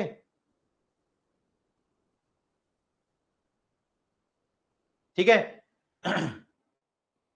मैं बताता हूं आपको ये एनसीईआरटी क्यों इंट्रोड्यूस हुई थी फाउंडेशन कोर्सेज में, है ना। यही सारथी है इसीलिए पॉपुलर है क्योंकि हम आपके आगे एग्जाम के जो रियल सिनेरियोज है वो रखते हैं। ये एनसीईआरटी क्यों इंट्रोड्यूस हुई थी? ताकि पहले 1 साल हम बस प्ले करें, हमें लगे, हमें फील आए कि हम पढ़ रहे हैं। उसके 1 साल बाद फिर आप जाके फिर आप सोचो कि ये तो करना ही नहीं था, फिर आप दोबारा से कहीं कोर्स लो, है ना। मैं आपको यही चीज सेशन के स्टार्टिंग में हाईलाइट कर रहा था। People who have done foundation course from somewhere else, they are still here. Why they are here? They have understood this thing, है ना। इसका मीनिंग ये नहीं है कि कोई एनसीईआरटी नहीं पढ़नी। अब मैं आपको बताता हूं दोबारा, अब इस पॉइंट पे आता हूं जो अरिजीत ने बोला, है ना। अब मुझे एक चीज बताओ, please tell me this thing, किसी ने किसी भी पर्टिकुलर सब्जेक्ट की, ज्योग्राफी की बात कर लेते हैं चलो, है ना। ज्योग्राफी से काफी लोग शुरू करते हैं। कोई ऐसा है जिसने कोई भी एक सब्जेक्ट 6, 7, 8, 9, 10 और 11, 12 की एनसीईआरटी पढ़ी हो, किसी भी एक पर्टिकुलर सब्जेक्ट की, किसी भी एक पर्टिकुलर सब्जेक्ट की, चाहे पॉलिटी की हो या फिर ज्योग्राफी की हो या फिर हिस्ट्री की हो, 6 to 12 एनसीईआरटी पढ़ी है ना। अब मैं एक चीज बोलूंगा आपसे, वही लोग आंसर करें जिसने किसी भी एक सब्जेक्ट की 6 to 12 की एनसीईआरटी पढ़ी है, और कोई प्लीज आंसर ना करे, ठीक है। क्या आपने एक पैटर्न नोटिस किया? 6, 7, 8 का जो कंटेंट होता है वो 9, 10th में कॉन्साइज तरीके से रिपीट होता है, कॉन्साइज तरीके से रिपीट होता है with some advance content as well. 9, 10th का जो कंटेंट होता है, 9, 10 की एनसीईआरटी में जो कंटेंट होता है वो 11, 12th में रिपीट होता है ना, with some advance level of content. Have you notice this trend? Have you notice this trend? ठीक है, ये पैटर्न आपने देखा। तो अब आप मुझे बताओ ये क्यों पढ़ना है 6, 7, 8, 9, 10? ये क्यों स्पून फीडिंग चल रही है? ये क्यों बच्चों वाला कंटेंट आपको पढ़ाया जा रहा है? ठीक है ना। तो all of you are graduate, सब लोग समझदार हैं, सीधे उस लेवल का कंटेंट पढ़ते हैं ना जो एग्जाम में रिक्वायर्ड है। इतना डिफिकल्ट नहीं है UPSC, content is not that too much difficult, ठीक है ना। अल्टीमेटली डायरेक्ट इसको टारगेट करते हैं या उस लेवल के कंटेंट को टारगेट करते हैं जो एग्जाम में आ रहा है। तो whatever we are going to teach you in our foundation batch, अगर हम ज्योग्राफी पढ़ाएंगे तो whatever is there in the NCERT वो आपको हमारे फाउंडेशन कोर्स के ज्योग्राफी के कंटेंट में मिलेगा। Whenever we will teach you polity, जो भी एनसीईआरटी में है सब कुछ हमारे नोट्स में मिलेगा आपको। ऐसा कुछ नहीं होगा जो एनसीईआरटी में इंपॉर्टेंट है और हमारे फाउंडेशन कोर्स के जो नोट्स है उसके अंदर नहीं है। That is our guarantee to you. ठीक है, इसी गारंटी पे आज जिंदा है हम। ठीक है, समझ में आया? अरे ग्रेजुएट से मेरा मीनिंग है मतलब थोड़ी एडल्ट एज में आ चुके हो। आप में से कुछ लोग कॉलेज में होंगे आई एम श्योर, पर 12th तो कर चुके हो ना, है ना? एक बेसिक ब्रेन डेवलप हो चुका है। That is my idea. मतलब दोबारा से स्कूल क्यों जाना है? दोबारा से स्कूल क्यों जाना है 6, 7, 8? ठीक है, समझ में आया? आगे बढ़ सकते हैं। अब देखो भाई, ये डॉक्यूमेंट आपके साथ मैं शेयर कर दूंगा। जितने भी लोगों ने ये पूछा कि सर क्या सारथी है इसका फाउंडेशन प्रोग्राम का जो कंटेंट है क्या वो इनफ रहेगा, I am addressing this doubt कि सारथी है इसका जो फाउंडेशन प्रोग्राम का कंटेंट है, इज इट इनफ? जो सारथी है इसका फाउंडेशन प्रोग्राम ऑलरेडी रन कर रहा है, ठीक है, जैसे 2026 के लिए जो हमारा पहला बैच था वो नवंबर में आया था, ठीक है, उस नवंबर बैच में लगभग जो भी हम कंटेंट पढ़ाते हैं, जो भी बेसिक कंटेंट है, polity, economy, geography, modern history, जितने भी बेसिक सब्जेक्ट है लगभग वो कंप्लीट हो चुके हैं। भाई कोई अगर नवंबर से प्रिपरेशन किसी ने स्टार्ट की थी तो वो एमएमपी प्लस में है इस टाइम जुलाई में, तो वो मेंस कर रहा है। ऑब्वियसली उसने 8-10 महीने पहले प्रिपरेशन स्टार्ट किया था तो उसका बेसिक कंटेंट कवर हो चुका है ना। उस बेसिक कंटेंट का, जब उस बेसिक कंटेंट को हमने वेरीफाई किया प्रीलिम्स 2025 से, तो कुछ आउटकम निकला। हमने चेक किया कि हम जो अपने फाउंडेशन कोर्स में पढ़ा रहे हैं उस फाउंडेशन कोर्स के मटेरियल से प्रीलिम्स में कितने क्वेश्चन आए, है ना। तो using the reference point of prelims 2025 and matching it with our content of foundation program 2026 batch 1, हमने उससे वेरीफाई किया। अब ये डॉक्यूमेंट्री प्रूफ है उस चीज का। तो हमने क्या देखा, पॉलिटी में यूपीएससी ने इस बार 16 क्वेश्चन पूछे, ज्योग्राफी में 14 क्वेश्चन, इकोनॉमी में 18, एनवायरमेंट में 12, साइंस एंड टेक में 15, हिस्ट्री में 16, आईआर में 5, मिसलेनियस 4। ये यूपीएससी के पेपर में थे। और हमारा जो फाउंडेशन का कंटेंट है ना, उसमें हमने देखा कि there will be certain question जो डायरेक्टली सॉल्वेबल है। मतलब स्टेटमेंट टू स्टेटमेंट किसी क्वेश्चन में अगर मल्टीपल स्टेटमेंट दी तो सारी स्टेटमेंट हमारे कंटेंट में दी हो, उसको हमने बोला डायरेक्टली सॉल्वेबल। फिर कुछ क्वेश्चन ऐसे थे जो पार्शियली सॉल्वेबल थे, कि क्वेश्चन में अगर 4 स्टेटमेंट दिए हैं तो 2 हमारे नोट्स में है, 2 नहीं भी है, है ना। 100% देखो हम लोग यूपीएससी के दिमाग में तो नहीं घुस सकते, 100% हमारा भी हिट रेट नहीं हो सकता। तो हमने पार्शियली सॉल्वेबल और डायरेक्टली सॉल्वेबल को डिवाइड किया, ठीक है। एंड आउटकम ये था 64 question out of 100 question, out of 100 64 question हमारे फाउंडेशन बैच के नोट्स हैं। नोट्स पब्लिकली अवेलेबल है, ठीक है ना, आप जाके चेक कर सकते हैं। उसमें कोई छेड़छाड़ तो मैं नहीं कर सकता, नोट्स पब्लिकली अवेलेबल है, डॉक्टर शिविन की वेबसाइट पे पड़े हैं, आप जाके देख सकते हैं। उसमें कोई छेड़छाड़ हम नहीं कर सकते। प्रीलिम्स का पेपर पब्लिकली अवेलेबल है 2025 का, आप जाके चेक कर सकते हैं। वहीं से हमने ये डॉक्यूमेंट निकाला है 64 क्वेश्चन। अब ट्राई टू अंडरस्टैंड 64 क्वेश्चन का मीनिंग क्या हुआ। अगर आप 64 में से, again I am saying this thing, ये जो पार्शियली सॉल्वेबल क्वेश्चन है इनको हटा देते हैं। 14 पार्शियली सॉल्वेबल भी थे, लेट्स से सर इनको तो हम कंप्लीट तो सॉल्व नहीं कर पा रहे ना, इनको आप हटा दो, हटा दिया, हटा देते हैं इसको, कोई प्रॉब्लम नहीं है ना। लेकिन जो डायरेक्टली सॉल्वेबल है उसमें से भी मैं आपको ये कहता हूं कि आप हमारे नोट्स करके गए तब भी ऐसा होगा कि नोट्स में से सब चीज याद नहीं आई, ठीक है ना। इसमें भी 100% हिट रेट होना डिफिकल्ट है। प्रैक्टिकल स्ट्रैटेजी बनाते हैं, हवा वाली स्ट्रैटेजी नहीं बनाते कि मैं आपको ये बोलूं कि 64 आए तो आप 64 के 64 सॉल्व कर पाएंगे। आउट ऑफ 64 अगर आप 50 कर देते तब भी आपके 100 मार्क्स बन जाते। और 100 मार्क्स में इस बार प्रीलिम्स इजीली क्रैक हुआ है। 100 मार्क्स के अबव जितने भी लोगों के थे, 100 या 100 above, most of the people, 99% of the people are writing the mains this time, है ना। और इसका डॉक्यूमेंट्री एविडेंस नीचे दिया है, ये पीडीएफ आपके साथ शेयर करवा देते हैं, ठीक है। तो देखो ये जैसे पॉलिटी का यूपीएससी का क्वेश्चन आया, इसका हमने स्क्रीनशॉट ले दिया, है ना, जो हमारे नोट्स हैं उसमें से वेरीफाई करने के लिए कि हाँ ये हमारे नोट्स में से क्वेश्चन आया है। बहुत लंबा पीडीएफ है ना, ये पीडीएफ मैं आपके साथ शेयर कर रहा हूं। पर्पस एक ही है कि आपका जो कॉन्फिडेंस है हमारे नोट्स पे वो बढ़े, ताकि आप उसके साथ मेहनत करें। होता क्या है कि बच्चा 10 चीज पढ़ लेता है, याद उसे एक भी नहीं होती और रिजल्ट कुछ निकलता नहीं, उसको लगता है कि उसने 10 चीजें पढ़ ली। जबकि हम आपको क्या सजेस्ट कर रहे हैं, इसको पढ़ो, लिमिटेड टाइम है आपके पास, है ना, मैक्सिमम कंटेंट जो किसी भी एनसीईआरटी किसी भी कोचिंग नोट से आया है, सब कुछ है इसके अंदर। हम भी तो पढ़ते होंगे ना, हम तो प्रोफेशनली कमिटेड है भाई। अगर मान लो सारथी है, इसमें कोई पॉलिटी की फैकल्टी है, तो वो तो पॉलिटी के सबके नोट्स पढ़ रहे हैं और उसके बाद अपने नोट्स बना रहे हैं, तो आपका काम कम हो रहा है। ठीक है, समझ में आ रहा है? तो ये डॉक्यूमेंट है, ये आप देख सकते हैं, इट्स अ लॉन्ग डॉक्यूमेंट। ठीक है, जो भी हमने नोट्स में पढ़ाया, ये आईआर मैंने पढ़ाया था, 5 क्वेश्चन आए थे डायरेक्ट। ठीक है, चलो, तो ये डॉक्यूमेंट आपके साथ शेयर हो जाएगा। अब बताओ, समझ में आया? अब कोई डाउट है? मेजरली चीजें समझ में आ रही हैं? Can you commit this thing to me कि you will focus on Sarthi is content only? आपको फालतू में एनसीईआरटी में समय लगाने की जरूरत नहीं है। पहले आप ये कंटेंट कवर कर लो, इसके बाद समय मिले तो कर लेना, मिलेगा ही नहीं। देखो भाई, somebody was asking कि सर जो नवंबर में बैच स्टार्ट हुआ था, उसमें और इस बैच में कुछ फर्क है क्या? है ना, सबसे बड़ा फर्क क्या है? सबसे बड़ा फर्क है 8 महीने का टाइम। ठीक है, तो मैं अगेन आपको यही चीज पढ़ाना चाहूंगा, बताना चाहूंगा, सिखाना चाहूंगा कि लाइफ में रियलिस्टिक होना सीखिए। ठीक है, मैं आपको यहां पे बोलूं कि यहां पे एक झूठ बोल सकता हूं मैं आपको कि जिन्होंने नवंबर में ज्वाइन किया था, है ना, उनको कोई एज नहीं है ना। अगर मैं ऐसा आपको बोलता हूं तो शायद मैं आपको खुश कर दूं, शायद आप खुश हो जाओ मेरी इस बात से, पर क्या इससे आपको फायदा होगा? देखिए, ये पूरा इकोसिस्टम जो हमें लगता है, honestly it might be saying big words कि हम इस सिस्टम को क्यों क्लीन कर रहे हैं, जो हमें लगता है, क्योंकि we don't lie, we are realistic. आप मुझे एक बात बताओ, अगर किसी ने नवंबर में प्रिपरेशन स्टार्ट की, उसको एज तो होगा ही ना, उसको एज तो होगा ही ना। ठीक है, इजंट इट?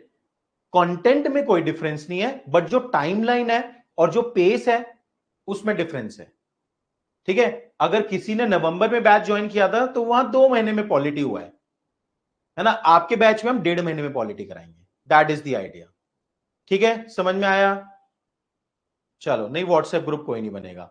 अच्छा, एक और क्वेश्चन को आंसर करते हैं। दिव्यांश, दिव्यांश, दिव्यांश ने क्वेश्चन पूछा, इस क्वेश्चन, ये मेरा बहुत ही फेवरेट क्वेश्चन है, क्या नोट्स बल्कि होंगे? चलो, इसको मैं जरूर आंसर करूंगा। एक दो चीजें यहां डिस्कस करनी है, वो तो हो जाएंगी, है ना। दिव्यांश ने क्वेश्चन पूछा है, क्या नोट्स बल्कि होंगे? ठीक है, अब एक क्वेश्चन मैं आपसे पूछ रहा हूं।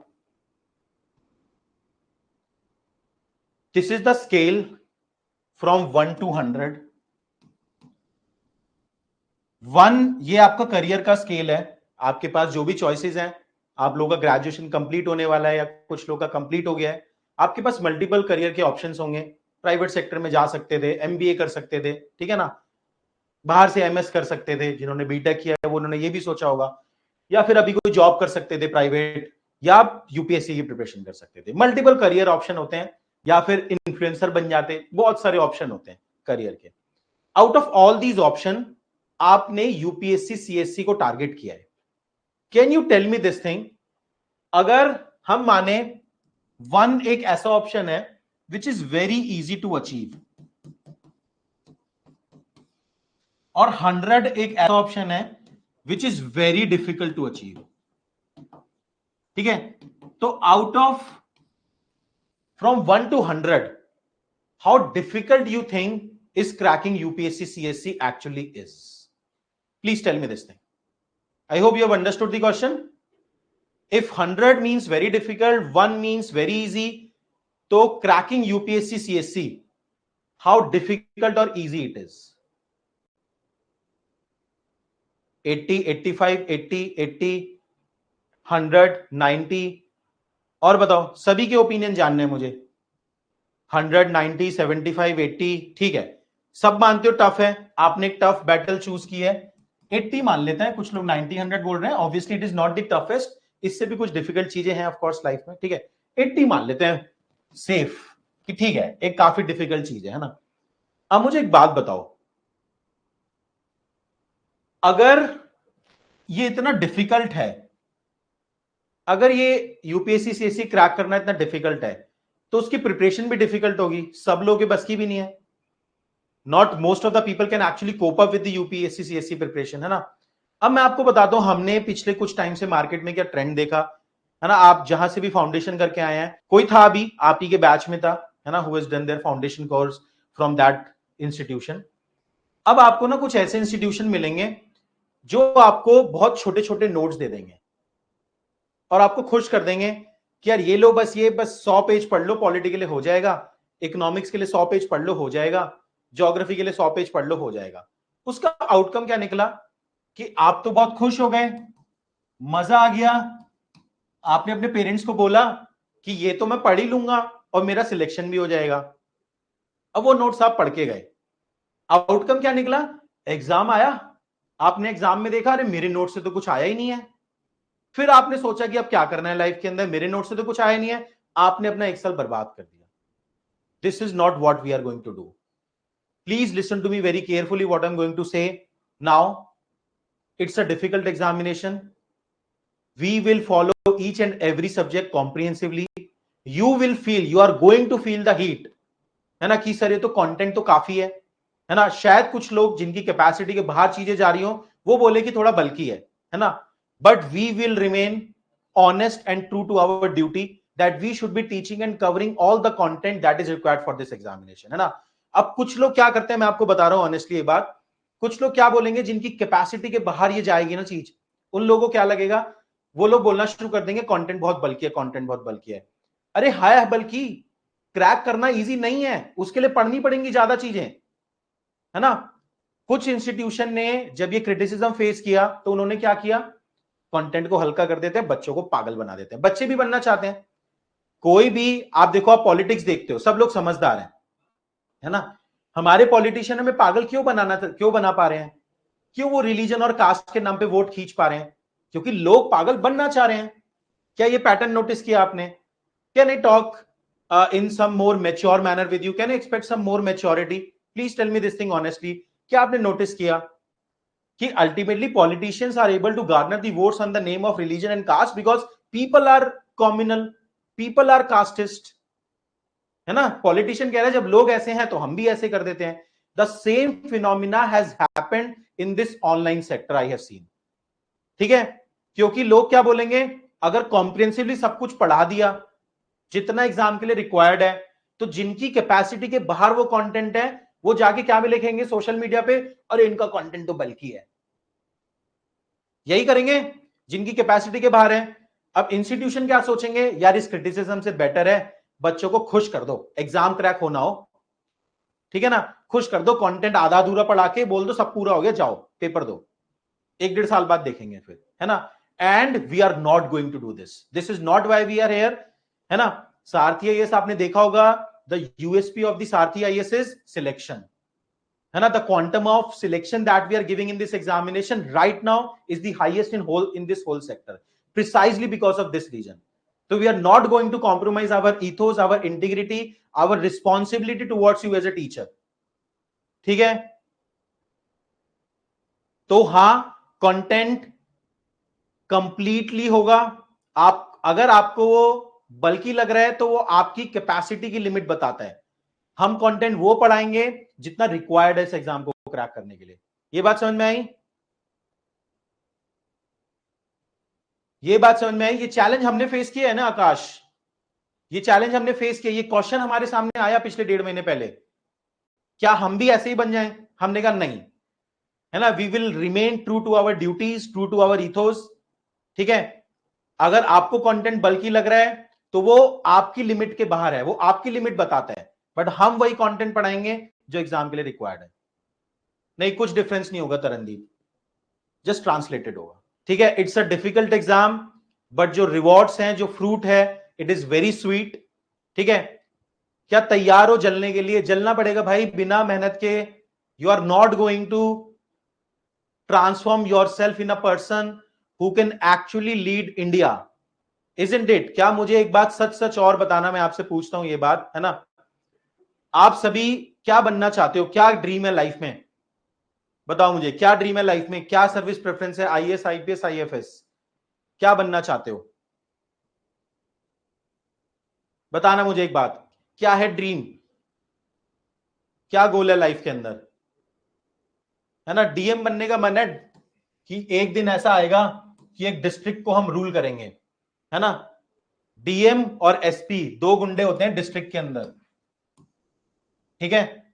यही बनना चाहते हो? आईएएस बनना है, डीएम बनना है? अब मुझे एक बात बता दो, आईएएस अल्टीमेटली, आईएएस का जो न्यूक्लियस है वो है डीएम, डिस्ट्रिक्ट मजिस्ट्रेट, और जो आईपीएस में जो न्यूक्लियस है, most important job, most important career phase आपका होगा, वो होगा एसपी, ठीक है ना? ऑब्वियसली स्टेट सेक्रेटरी तो आगे की चीज है, बट इनिशियल करियर डेज में बात कर रहा हूं मैं, है ना? आपके स्टार्टिंग के 5-6 साल की बात कर रहा हूं, ठीक है? Please tell me this thing, at this stage do you really feel, अगर मैं आपको एक डिस्ट्रिक्ट हैंडल करने को दे दूं, मैं तो नहीं, चलो मोदी जी दे दें, ठीक है, सरकार दे दे, क्या आप हैंडल कर सकते हो? क्या आपको लगता है आपके पास वो अभी पोटेंशियल है, वो अंडरस्टैंडिंग है, वो पर्सनालिटी है, ठीक है ना, वो इमोशनल इंटेलिजेंस है, वो डिसिप्लिन है, जो कि रिक्वायर्ड होगा एक डिस्ट्रिक्ट मजिस्ट्रेट में? I want to teach you something, be honest with your mentor, right? Do you really feel कि यार अभी मेरे को अगर कोई डीएम बना दे तो मैं संभाल लूंगा एक डिस्ट्रिक्ट? बहुत बड़ी बात है एक डिस्ट्रिक्ट संभालना, ठीक है? I am handling a company of 150 people, मुझसे पूछो मेरी क्या हालत है, ठीक है? एक डिस्ट्रिक्ट में तो पता नहीं कितने लोग होते हैं और कितने डाइवर्सिफाइड इंटरेस्ट होते हैं। अभी तो कैपेसिटी नहीं है ना, ठीक है? कैसे बनेगी वो capacity? How we will reach to this phase जहां पे कि आप जस्ट एक स्टूडेंट है ना? उस स्टूडेंट से एक ऐसी पर्सनालिटी बनाना जो कि एक डीएम और एसपी की पर्सनालिटी है, जो आप एस्पायर करते हो कि आपका डीएम ऐसा हो, आपका एसपी ऐसा हो, ऐसे ही आप बनना चाहते हो। कैसे पहुंचोगे यहां तक? भाई जलना पड़ेगा, और कोई रास्ता है तो मुझे बता दो। मैंने तो नहीं देखा और कोई रास्ता हो तो आप मुझे बता दो, इज देयर एनी वे कि आपको कम से कम 1.5 साल के लिए एक ऐसा लाइफ में फेज आएगा जब अंदर से आत्मा एक बार रो देगी कि यार कितनी मेहनत हो रही है, ठीक है? एग्री करते हो? एग्री करते हो इस बात पे? मैं क्या समझा रहा हूं आपको, क्यों हम इन सेशन को ओरिएंटेशन सेशन बोलते हैं? I am explaining you task at hand, कि क्या गोल है। बस ऐसे कोर्स ज्वाइन करने से नहीं होता कि हम आईएएस की तैयारी कर रहे हैं। रियल आईएएस की तैयारी तब होगी जब जलोगे, मेहनत करोगे, ठीक है? I hope you are able to understand this thing, ठीक है? कि खाली कोर्स ज्वाइन करने से, 3 घंटे की क्लास अटेंड करने से सिलेक्शन नहीं होगा। जब तक उसे घर जाके रिवाइज नहीं करोगे, मेहनत नहीं करोगे, ठीक है ना, तब तक आउटकम नहीं निकलेगा, ठीक है? तो कैन आई एक्सपेक्ट कि at least you will show the highest level of commitment? अब इसको डिस्कस करते हैं। देखिए, ये वैसे मैं बिगनर्स किट में भी बच्चों को बताता आया हूं, बट अगर आप में से कुछ लोगों ने मेरा बिगनर किट का सेशन नहीं अटेंड किया तो you can listen to me for next 30 minute to understand what I want to tell you. देखिए, इस पूरे यूपीएससी सीएससी एग्जामिनेशन में जब मैं इस पूरे प्रिपरेशन लैंडस्केप को देखता हूं, और जब मैं अपने टाइम, जिस टाइम पे मैं प्रिपरेशन करता था, और आप लोगों का टाइम जिस टाइम पे आप प्रिपरेशन कर रहे हो, उसके डिफरेंस को नोटिस करता हूं मैं, है ना? I tell you one major difference which I notice. During my time, I started my preparation in 2013 post my civil engineering from IIT Roorkee. When I started, तो ना गाइडेंस इतना अवेलेबल नहीं था, स्ट्रैटेजी इतना, कोई यूट्यूब चलता नहीं था, ऑनलाइन तो था ही नहीं, ठीक है? जो ऑफलाइन के सेंटर्स होते थे, ऑफलाइन के सेंटर्स पे जो बड़े टीचर्स होते थे वो मिलते नहीं थे किसी से। It is very difficult to access those big teacher. उनका फॉल्ट नहीं है, इतने सारे स्टूडेंट हैं, कैसे रीच आउट करेंगे, कितने लोगों से 1-to-1 बात करेंगे? इवन इन दी क्लासेस, अगर एक ऑफलाइन क्लास चल रही है जहां पे 150 to 200 पीपल बैठे हैं, you won't be having this much करेज कि आप डाउट पूछ पाए, ठीक है? जैसे मैं आपसे पूछता हूं, एक ऑनेस्ट बात बताना, है ना? क्योंकि अभी हम ऑनलाइन में बैठे हैं तो आपके पास कमेंट करने की सुविधा है, that is why you are able to ask this many doubts, है ना? प्लीज टेल मी, आप में से कोई ना कोई ऑफलाइन कोचिंग में जरूर गया होगा, क्या इतना फ्रीक्वेंटली एंड इतना ओपनली, है ना, आप डाउट पूछ पाते हैं क्या ऑफलाइन में? Please tell me this thing. जितने डाउट्स हम यहां पे ऑनलाइन में केटर कर लेते हैं, क्या ऑफलाइन में इसके 10% भी आप पूछ पाते हो? Isn't it other way round? लोग कहते हैं कि ऑनलाइन में शायद डाउट एड्रेस ना हो पाए। जितने डाउट ऑनलाइन में एड्रेस होते हैं, you need to compare online with offline, है ना? 100% डाउट तो सॉल्व नहीं हो सकते, किसी के नहीं हो सकते। I am telling this thing honestly, even within this program, है ना, समवेयर ऐसा आएगा ही आएगा कि आपको लगेगा कि सर मेरे 100% डाउट सॉल्व नहीं हो रहे, हो ही नहीं सकते, ठीक है ना। So many people, so many doubts, but जितना एग्जाम के लिए रिक्वायर्ड है वो सॉल्व हो जाएगा, ठीक है। तो मैंने क्या पैटर्न नोटिस किया है कि during my time the problem was कि स्ट्रैटेजी होती नहीं थी, गाइड करने के लिए कोई होता ही नहीं था, ठीक है ना। अब खुद ही 3-4 साल बाद एग्जाम देके हिट एंड ट्रायल मेथड से आप खुद ही सीखते थे, ठीक है। बट आपके टाइम में क्या प्रॉब्लम है? आपके टाइम में भी ऐसा नहीं है कि अगर स्ट्रैटेजीज है, गाइडेंस है तो काम आसान है, काम मुश्किल है, आपका भी काम आसान नहीं है एग्जाम क्रैक करना। लेकिन आपके टाइम में क्या प्रॉब्लम है? There is too much strategies. हर कोई यूपीएससी का ज्ञान बांट रहा है, हर टॉपर के वीडियोस आ रहे हैं, इजंट इट, ठीक है। चलो टॉपर की बात कर लेते हैं। टॉपर भी अलग अलग तरीके की स्ट्रैटेजी अलग अलग तरीके से बताते हैं, इतनी ज्यादा स्ट्रैटेजी है। अब आपके लिए कई बार यह पता लगाना डिफिकल्ट हो जाता है कि मुझे टॉपर बनने के लिए क्या चाहिए, है ना। इसको मैं बोलता हूं problem of plenty, that there are too many strategy, too many topper who are guiding you, because accessibility है कंटेंट की। Please tell me, have you face this problem, this problem of plenty? ये challenge है, समझ नहीं आता है कि भाई एक्चुअली हम टॉपर को क्यों देखते हैं। हम टॉपर को देखते हैं क्योंकि हम टॉपर बनना चाहते हैं, we want to become the topper, so we want to notice this thing, isn't it. एक सटल लेवल पे साइकोलॉजी बताना आप मुझे, है ना। तो कई बार जब हम टॉपर टॉक देखते हैं तो हम क्योंकि टॉपर बनना चाहते हैं तो हम इंस्पायर होते हैं उनसे, और हम नोटिस करते हैं कि यार इसमें क्या अलग है, क्या ये होता नहीं है। खाली स्ट्रैटेजी के लिए नहीं देखते हम टॉपर को, स्ट्रैटेजी के लिए भी देखते हैं, but we suddenly we want to notice this thing कि इस इंसान की पर्सनालिटी क्या है, क्योंकि हमें वो बनना है, एक दिन हमें वहां पहुंचना है। Isn't it one of the bigger reason why you are watching the topper videos? You want to understand ki what differentiate a selected person in this UPSC CSC preparation, ठीक है। This is what I'm going to discuss with you in next 20 minutes, ठीक है।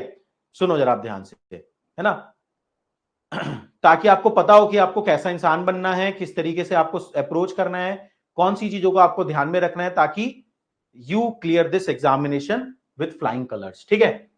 तो what differentiate a selected person? अब थोड़ा सा एक competitive landscape समझो, है ना, कि इस पूरी प्रिपरेशन में अगर आप उतरे हैं, जिस रणभूमि में आप उतरे हैं, आई विल से कि आपको पता होना चाहिए कि किस टाइप का कंपटीशन एग्जिस्ट करता है। जैसे मैं आपसे पूछता हूं,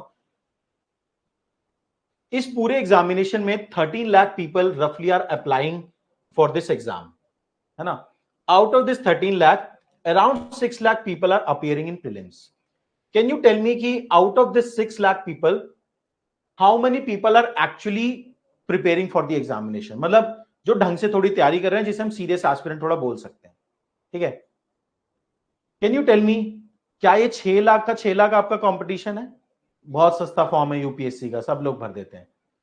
out of this 6 lakh people, how many people do you think are real competition in this examination?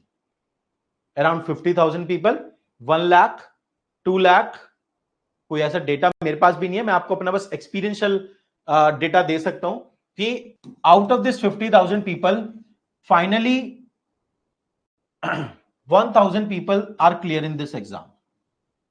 अब इन 50,000 लोगों में से अगर आपको इन 1,000 तक पहुंचना है, तो what differentiate a topper? This is what I want to discuss with you. एक दो छोटी मोटी चीजें क्लियर करता हूं मैं आपको, कुछ मिथ बस्ट करते हैं। मैंने देखा कि स्टार्टिंग में फ्यू पीपल थिंक कि नंबर ऑफ आवर्स बहुत मैटर करते हैं। Many time people in the beginning stage they ask this question कि सर कितने घंटे पढ़ने से आईएएस बन जाते हैं? कुछ इस टाइप के मिथ है, 14 घंटे पढ़ना होता है, 16 घंटे पढ़ना होता है, ठीक है। Please tell me this thing, अगर नंबर ऑफ आवर्स डिफरेंशिएटर होता इन क्रैकिंग द एग्जामिनेशन, तो people who are into their higher attempt, 5th attempt, 6th attempt, तो उनके जो कलेक्टिव नंबर ऑफ आवर्स हैं वो तो हमेशा ज्यादा रहेंगे, in contrast to a first attempter, in contrast to a second attempter, isn't it? तो उसका तो हमेशा हायर चांस होना चाहिए 5th और 6th अटेम्प्ट में, बट होता तो नहीं है ऐसा। अल्टीमेटली 5th और 6th अटेम्प्ट में सिलेक्शन रेयर है ना। पीक करते हैं सिलेक्शन 3rd और 4th अटेम्प्ट में। ये डेटा ऑफिशियल है, यूपीएससी की वेबसाइट पे पड़ा है। 52% of the people who are cracking the UPSC CSC they belong to either third और फोर्थ अटेम्प्ट। उसके बाद फिर डिक्लाइन होता है सिलेक्शन। तो नंबर ऑफ आवर्स तो मैटर नहीं करते। Obviously you need to put in a certain number of basic hours to actually complete all the thing, but वो डिफरेंशिएटर नहीं है। That is my point.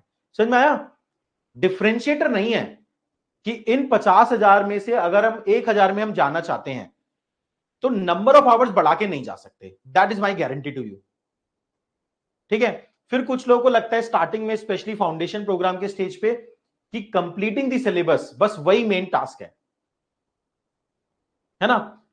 Please tell me this thing, आप में से कितने लोगों को अभी ये लग रहा है कि बस एक बार सिलेबस कंप्लीट हो जाए, सब नोट्स वोट्स मेरे पास आ जाए, जल्दी से नोट्स अपलोड कर दें सर, सारे नोट्स मेरे पास आ जाएंगे और सारी क्लास एक बार अटेंड कर लूं, बस फिर सॉर्ट हो जाएगा? है ना? बहुत स्ट्रॉन्ग इमोशन होता है स्टार्टिंग में। Please tell me this thing. लगता है ना ऐसा? जब मैंने प्रिपरेशन स्टार्ट किया था तो मुझे भी लगता था कि बस एक बार सिलेबस कंप्लीट हो जाए, but this is not the reality.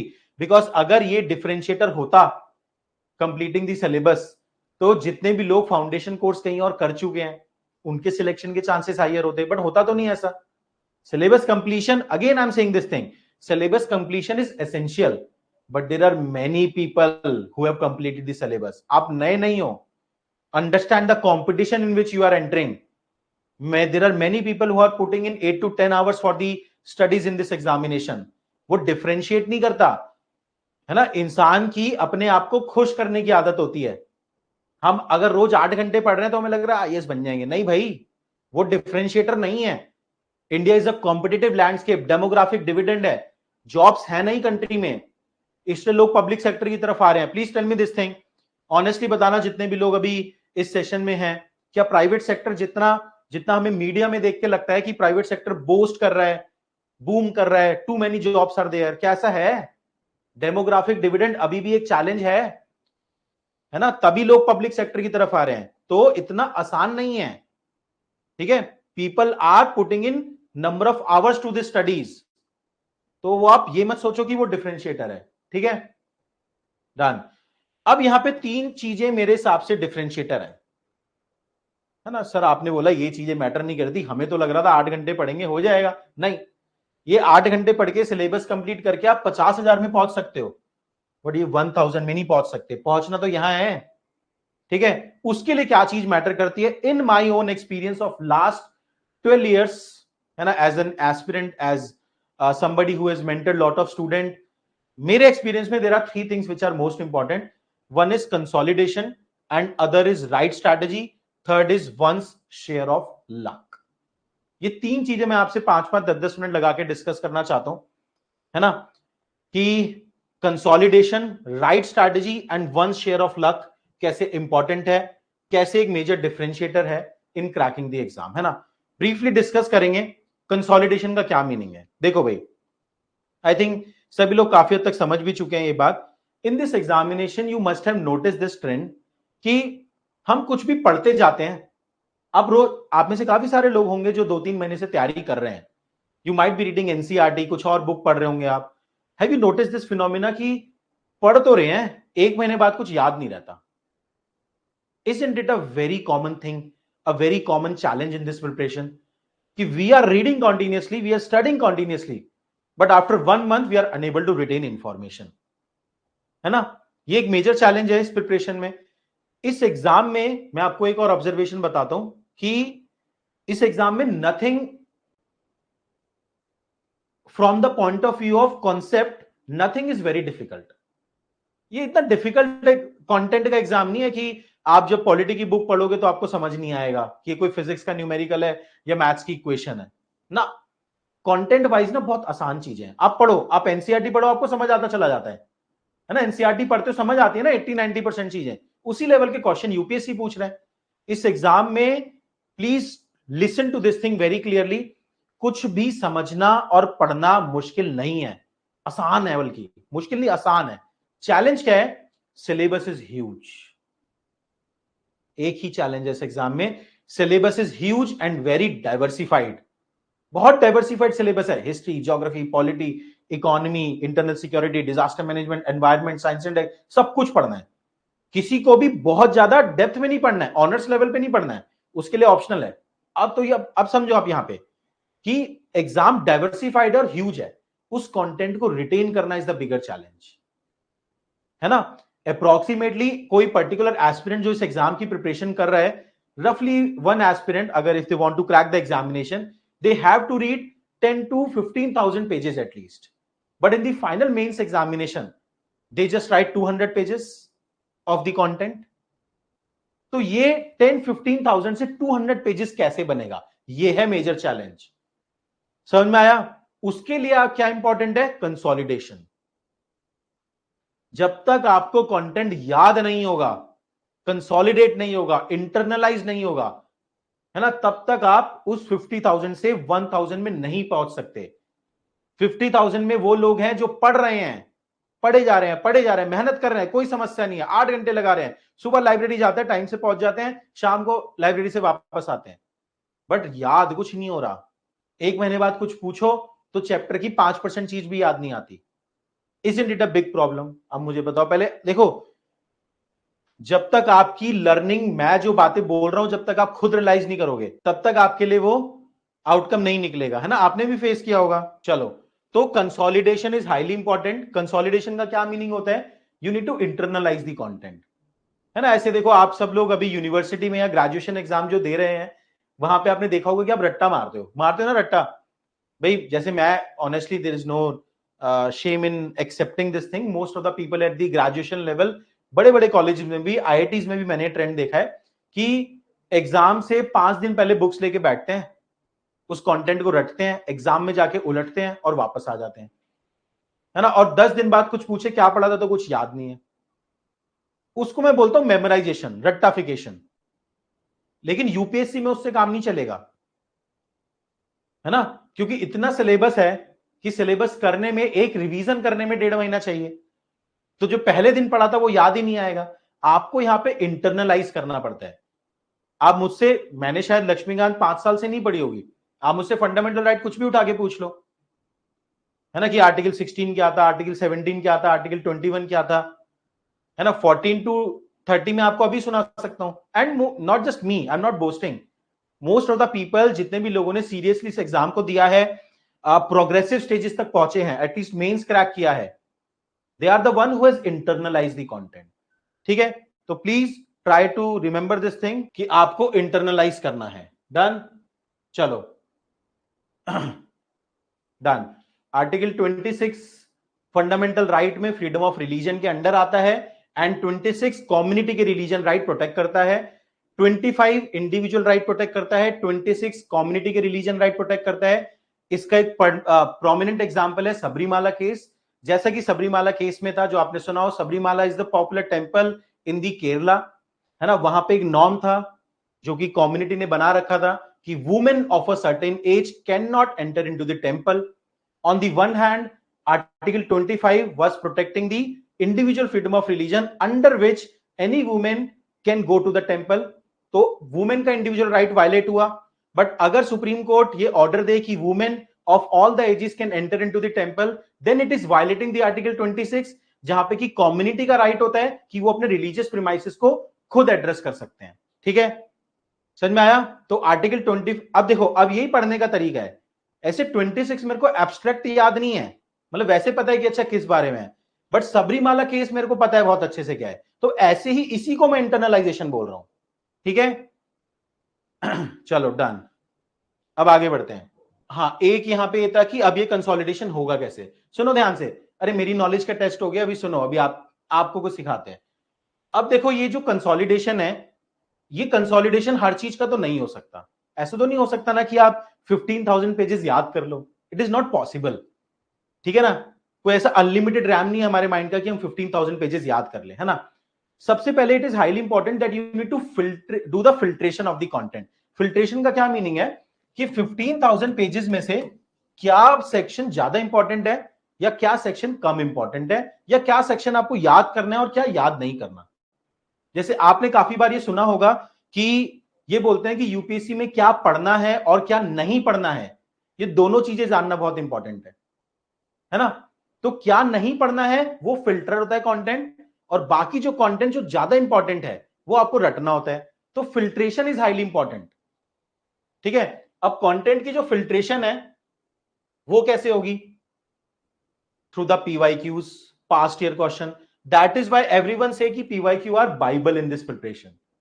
Past year question हम आपको सेशन में कवर कराएंगे.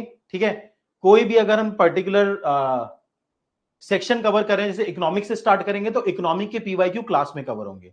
On the basis of this PYQ आप कंटेंट को थोड़ा फिल्टर करते हो, कंटेंट आपका समराइज होता जाता है, आपको समझ में आता है कि इस पार्ट पे मुझे फोकस करना है, ये पार्ट थोड़ा कम इंपॉर्टेंट है, और जो पार्ट ज्यादा इंपॉर्टेंट है उसके आप मल्टीपल रिवीजन करके कंसोलिडेट करते हो. समझ में आया? चलो done.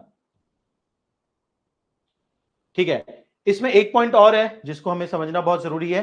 Consolidation in context of mains examination, है ना. एक छोटा सा पॉइंट मैं जो स्टार्टिंग में ओरिएंटेशन के टाइम पे बच्चों को बताता हूं कि देखो भाई, answer writing is something which is organically linked with consolidation in context of mains exam I am talking about. ठीक है, मेंस एग्जाम में आप ये बात समझना, आपने बेसिकली भी देखा होगा, आप जब कोई चीज अपने हाथ से लिख लेते हो तो क्या वो आपके माइंड में परमानेंटली नहीं जाती? Have you notice this phenomena कि यार अगर कोई चीज हमने लिख के देख ली, बचपन में होता था ना, आपको याद होगा स्कूल में, बट मैं अपनी जनरेशन का बता सकता हूं कि yes there are most of the people who have seen this thing कि स्कूल में हम डिक्टेशन होती थी और लिख के याद करते थे. ठीक है, तो वही आंसर राइटिंग में भी होता है. तो answer writing is also organically link with consolidation in context of mains. ठीक है, हम आंसर राइटिंग करके भी कंसोलिडेट करेंगे. ठीक है, अब यहां पे एक और चीज इंपॉर्टेंट है. जितने भी लोगों ने ये डाउट आया लोगों के माइंड में कि सर हम आंसर राइटिंग डे 1 से स्टार्ट करें या ना करें. कुछ लोगों को आया था भाई, कितने लोगों के माइंड में था कि आंसर राइटिंग डे 1 से करनी है स्टार्ट, उसको भी यही एड्रेस कर देते हैं, है ना. क्योंकि अगला क्वेश्चन यही आता है, when should one start the answer writing. अब ये भी मैं आपको बताता हूं, हमने बहुत अच्छे से इस चीज को समझा है. एक क्वेश्चन मैं आपको दे रहा हूं which you need to address, है ना. I am giving you 30 second, उस क्वेश्चन को आपको कमेंट बॉक्स में आंसर करना है. ठीक है, क्वेश्चन मैं आपको दे रहा हूं, फिर समझाऊंगा. Explain the meaning of poverty. 30 seconds, write the answer in the chat box. Explain the meaning of poverty. ठीक है, अब देखो, most of the people who have written the answer, you can see this thing कि you are all of you, almost all of you are saying this thing, lack of basic amenities, है ना. अब मुझे एक बात बताओ, poverty is a topic आपके जो मेंस में तीनों पेपर में है, जाके चेक करो एक बार, GS1 में भी है, GS2 में भी है और GS3 में भी है ना. अगर आपको ये ऑलरेडी पता है before actually studying the mains examination, तो इसका मतलब क्या हुआ कि यूपीएससी में जो सिलेबस है उसकी बेसिक इंफॉर्मेशन तो हमारे पास है मोस्ट ऑफ द टॉपिक की, है ना. पर क्या ये बेसिक लेवल ऑफ कंटेंट से आप यूपीएससी क्रैक कर सकते हो? Absolutely not. मैंने क्या देखा है, बिकॉज क्या चल गया लोगों के माइंड में कि डे 1 से आंसर राइटिंग करनी चाहिए. अरे मिलेगा क्या आपको डे 1 की आंसर राइटिंग से? बस पन्ने काले करोगे आप, है ना. क्यों? क्योंकि आप ये बेसिक लेवल ऑफ कंटेंट यही लिखोगे. जब तक आपके पास यूपीएससी लेवल का कंटेंट नहीं है, जब तक आप पॉवर्टी को, political poverty, economic poverty, social poverty, mental poverty, उस लेवल पे, या फिर यूएनडीपी का कोई डेफिनेशन, ठीक है, जब तक आप उस तरीके से पॉवर्टी को डिफाइन करना नहीं सीखते, तब तक आंसर राइटिंग का कोई फायदा नहीं है ना. Until unless you have a UPSC level of content. मैं आपको बताता हूं, चलो एक बार और. लकीली हमारे बैच में कुछ लोग ऐसे हैं जो बाकी जगह से फाउंडेशन कोर्स करके आए हैं. ऑनेस्टली मुझे बताना, जितने भी फाउंडेशन कोर्स में डे 1 से आंसर राइटिंग करा रहे हैं, वो आंसर राइटिंग के नाम पे क्या होता है? सुनना ध्यान से और बता देना अगर मैं गलत हूं तो. मोस्ट ऑफ द जगह फाउंडेशन बैचेस में आंसर राइटिंग के नाम पे क्या होता है? टॉपिक होगा, टीचर आएगा, टॉपिक कवर कराएगा, कोई भी टॉपिक कवर कराया, सेशन के एंड पे एक क्वेश्चन लिखा दे देगा यहां पे, है ना, और उसको ब्रीफली बता के कहेगा आंसर आप लिख लेना. ऑनेस्टली बता दो, ये हो रहा है या नहीं हो रहा? देखो, ये सब वर्ड मत यूज करो, धोखा, मजाक, है ना, क्योंकि अगेन इससे क्लियरली नहीं पता लगता कि हो क्या रहा है. हो क्या रहा है एग्जैक्टली ये डिस्कस करते हैं. ठीक है, कोई भी टॉपिक टीचर कराएगा, सेशन के एंड में एक क्वेश्चन लिखा दे दिया और हल्का सा ब्रीफली शायद डिस्कस कर दिया, नहीं भी कराया, होमवर्क में दे दिया. क्या इससे कोई आंसर राइटिंग सीख सकता है? क्या आपको लग रहा है इस तरीके से आप खुद आंसर राइटिंग सीखोगे, है ना?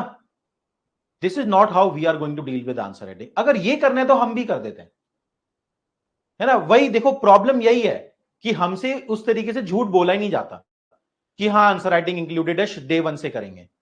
अरे कैसे कर लोगे जब तक आपके पास यूपीएससी लेवल कंटेंट नहीं है, जब तक आप बेसिक चीजों को इंटीग्रेट नहीं कर पा रहे, पॉलिटी, इकोनॉमी, ज्योग्राफी, हिस्ट्री को इंटरलिंक नहीं कर पा रहे, तब तक आंसर राइटिंग में करोगे क्या आप? ऐसे तो हम भी एक क्वेश्चन दे देंगे, लिख लेना आप भी, उसमें क्या जा रहा है, पर उससे कुछ फायदा नहीं होगा।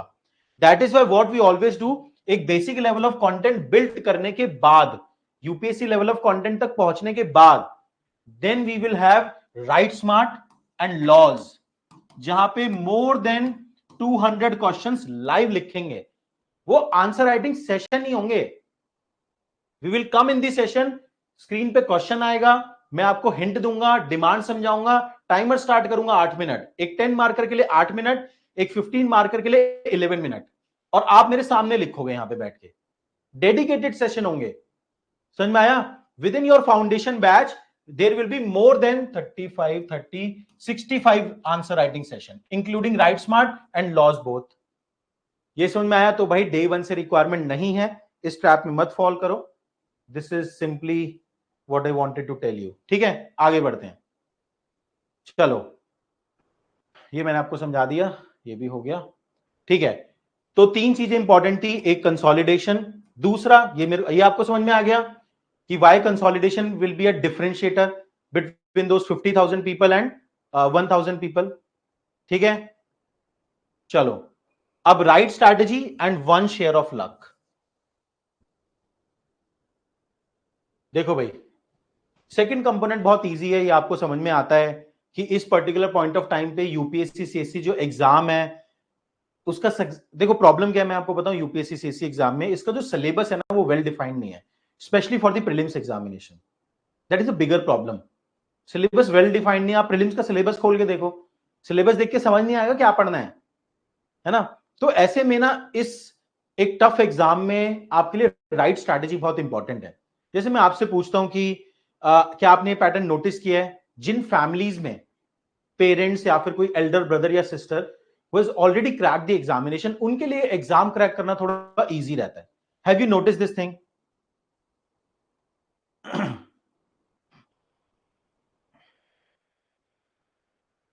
देखिए रितु, अगेन किसी ने बोला राइट स्मार्ट बिफोर प्रीलिम्स, हम राइट स्मार्ट, मेंस का सारा कंटेंट, लॉ सब कुछ प्रीलिम्स से पहले करा सकते हैं।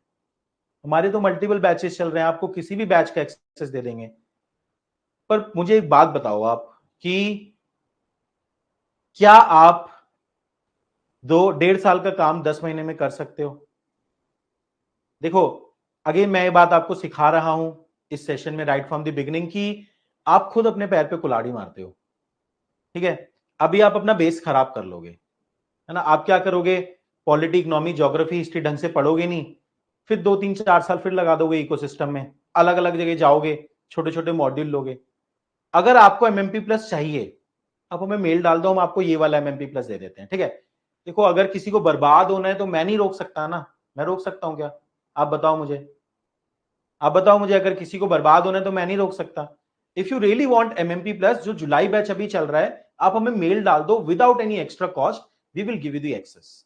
आप राइट स्मार्ट भी अभी करो, एथिक्स भी अभी करो, GS2 GS3 ऐसे सब अभी करो, हमें क्या प्रॉब्लम है, हम आपसे कोई एक्स्ट्रा कॉस्ट नहीं ले रहे, लेकिन हर चीज का एक प्लान होता है ना। अगर आप अभी राइट स्मार्ट प्रीलिम से पहले करोगे, अब आप पहले सेशन में आओगे, आप क्या बोलोगे, सर फंडामेंटल राइट क्या होता है? हम बात कर रहे होंगे सबरीमाला केस की, है ना, आप बात कर रहे होंगे कि फंडामेंटल राइट क्या होते हैं, फिर आप लिख नहीं पाओगे, फिर कहोगे मैं तो परेशान हो गया, मैं तो लिख नहीं पा रहा हूं। तो please please I have a request from all of you, हर चीज का एक लॉजिकल ऑर्डर है, उसको फॉलो कीजिए। अगर आप उस लॉजिकल ऑर्डर को ब्रीच करना चाहते हैं, ठीक है, आप कर सकते हैं, आप कर सकते हैं अगर आप करना चाहते हैं, but do it at your own risk. आप हमें मेल डाल दीजिए, हम आपको अभी एमएमपी प्लस का एक्सेस दे देंगे without any extra cost, we don't have a problem. ठीक है, बट अगेन उसके बाद आपकी सक्सेस और फेलियर की रिस्पॉन्सिबिलिटी आपकी। ठीक है, एग्री करते हो? अरे इन्हीं सब रिक्वेस्ट की वजह से हम नोटिस करते हैं कि जो इंस्टीट्यूशंस हैं उन्होंने अपनी अप्रोच बदल दी। हमें भी इस पूरे कोचिंग इकोसिस्टम में 3-4 साल हो गए, तो हम भी सीख रहे हैं। इसी टाइप की जो रिक्वेस्ट होते हैं, इसी टाइप के जो इलॉजिकल एक्सपेक्टेशंस हैं, उसी की वजह से इंस्टीट्यूशन ने अपनी अप्रोच बदल दी। ठीक है, चलो अगेन आपको मुझ पे डाउट नहीं करना है, वो ठीक है, but if you really want कि आप कंप्लीट मेंस की प्रिपरेशन प्रीलिम्स के पहले करना चाहते हैं, दैट आई एम श्योर कि आपका प्रीलिम्स भी नहीं होगा इस बार फिर। ठीक है, आप कर सकते हैं। ठीक है, लेकिन हमने जो प्लान बनाया है वो मैं आपको बता रहा हूं। ठीक है, चलो आगे बढ़ते हैं। Right strategy, just a simple thing कि obviously in this examination right strategy is required. Like just now मैंने आपको एग्जांपल दिया कि कुछ लोग अगर 10 महीने में आप प्रिपरेशन करके प्रीलिम्स देने की सोच रहे हैं और आप ये सोच रहे हैं कि सारा मेंस आप पहले कर लें, तो प्रीलिम्स तो नहीं होने वाला। ठीक है ना, these kind of a thing you need to be told. ठीक है, that is why you need a mentor in this preparation. या तो आप खुद के मेंटर बन सकते हैं, फेल होके सीख सकते हैं, ठीक है ना, या फिर आप कोई और मेंटर से डिस्कशन कर सकते हैं। जैसे अगर आप फाउंडेशन प्लस में है तो आपके पास 1-on-1 मेंटरशिप है।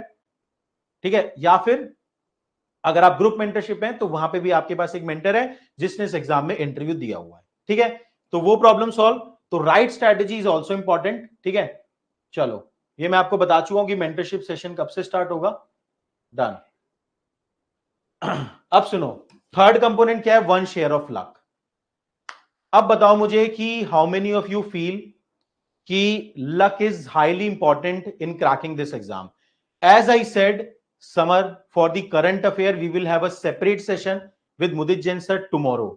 ठीक है ना, तो करंट अफेयर से रिलेटेड जो भी आपकी क्वेरीज होंगी मुदित जैन सर कल एड्रेस कर देंगे उसे। ठीक है, देखो भाई, पहले ना थोड़ा लक को डिफाइन करते हैं, है ना, and I share my humble opinion. पहले है कि लक होता क्या है। हर कोई लक को अलग अलग तरीके से डिफाइन करता है। कुछ लोग इसको कर्मा बोलते हैं कि हमारे पास्ट लाइफ के जो कर्माज हैं उसके बेसिस पे हमें इस लाइफ में रिवॉर्ड मिलते हैं। कुछ लोग डेस्टिनी बोलते हैं कि मैं तो लाइक मेरी एस्ट्रोलॉजी बोलती है I am destined to do this. ठीक है, कुछ लोग इसको चांस बोलते हैं जो थोड़े मैथमेटिकल हैं, जो थोड़े मोर ऑब्जेक्टिव हैं, आई वुड से वो बोलते हैं कि चांस की बात होती है। ठीक है ना, किसी दिन इंटरव्यू में आपको कोई एक ऐसा पर्सन मिल गया जिसका मूड अच्छा था सुबह से, उसने कहा कि इसको 170 की जगह 185 दे देते हैं, 15 नंबर से आप लिस्ट के बाहर हो गए और आईआरएस बन गए।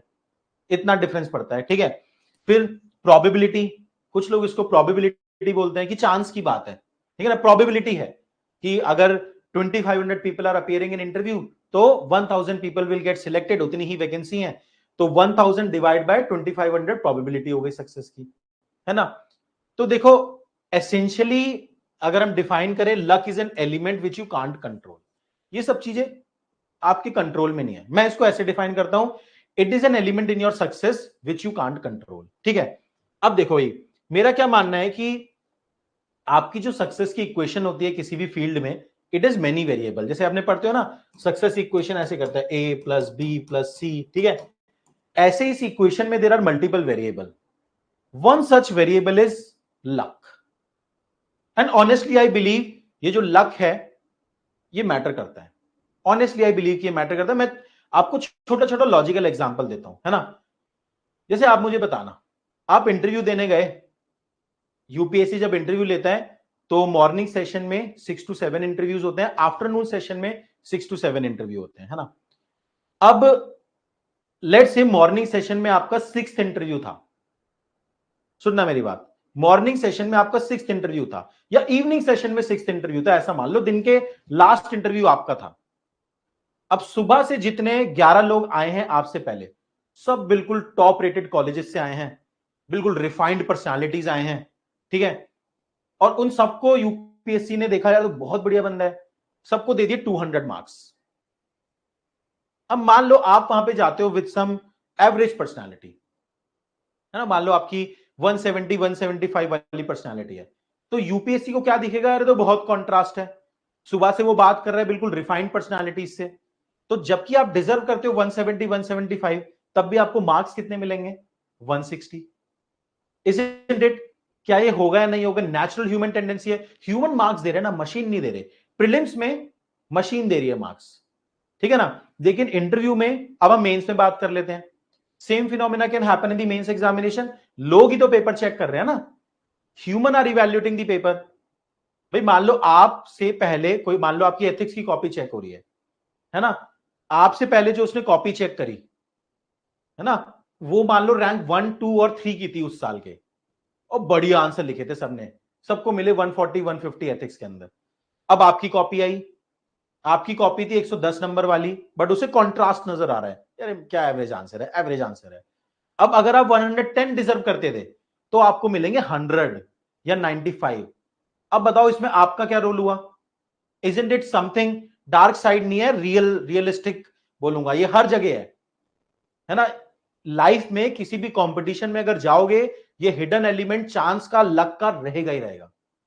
यूपीएससी कोई गड़बड़ नहीं कर रहा है, ह्यूमन पेपर चेक कर रहे हैं, ह्यूमन में हमेशा बायस होता ही होता है, ठीक है।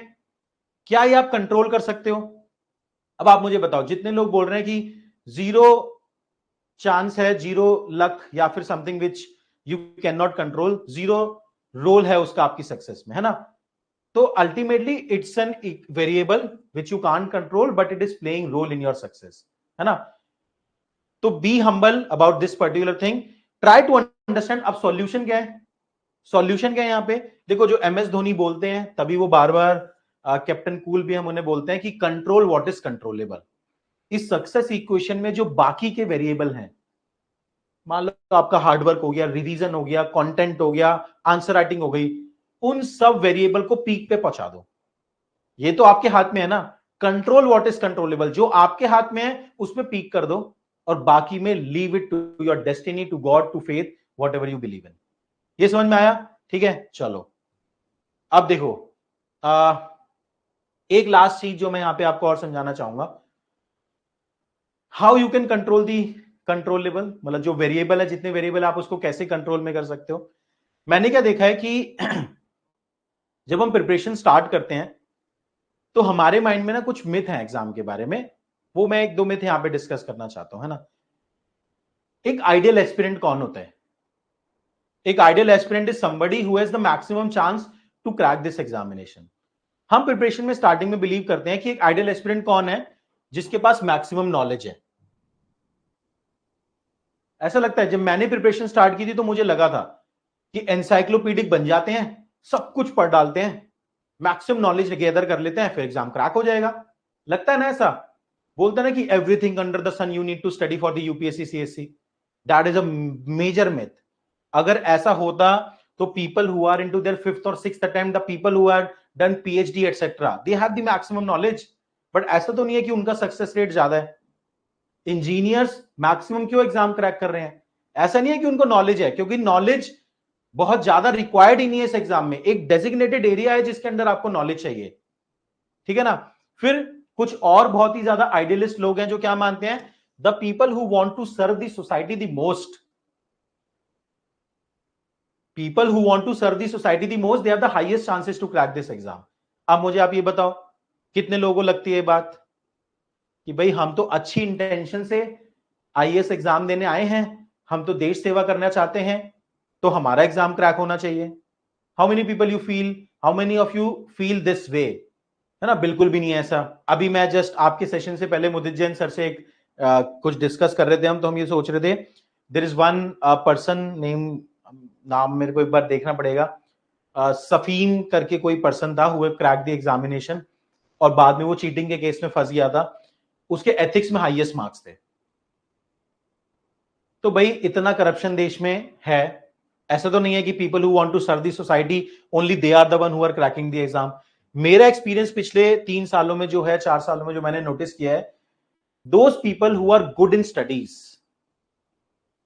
Who are good in studies, जो गुड स्टूडेंट है, डिसिप्लिन है, कंसिस्टेंट है, रीड रिवाइज प्रैक्टिस रिपीटेडली कर सकते हैं, दे आर द पीपल जिन्हें आप अपने कॉलेज में बोलते थे, जिन्हें आप अपने कॉलेज में बोलते थे कि ये तो गीक है।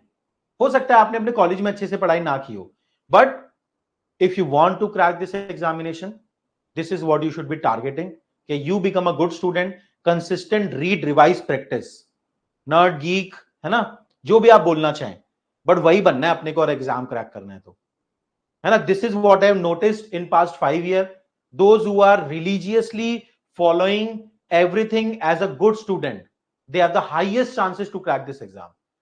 तो एक गुड स्टूडेंट बनने की कोशिश करो अगले 2 से 3 साल के अंदर, 2 साल के अंदर मान लेते हैं, ठीक है, and that is what you need to do.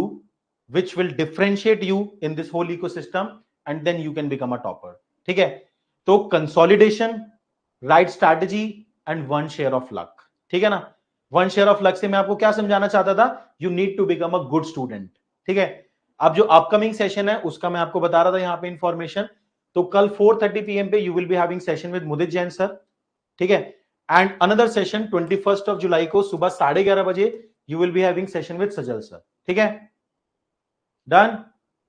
और 21 जुलाई को 4:30 PM पे तो सेशन है ही, है ना, विद शिविन सर, जहां पे हम इकोनॉमी स्टार्ट करेंगे. डन. इसके अलावा भी अगर कोई क्वेरी हो तो आप इस नंबर पे हमें कॉल कर सकते हैं या फिर मेल कर सकते हैं ask@sarthi.com पे. Thank you very much. All the best.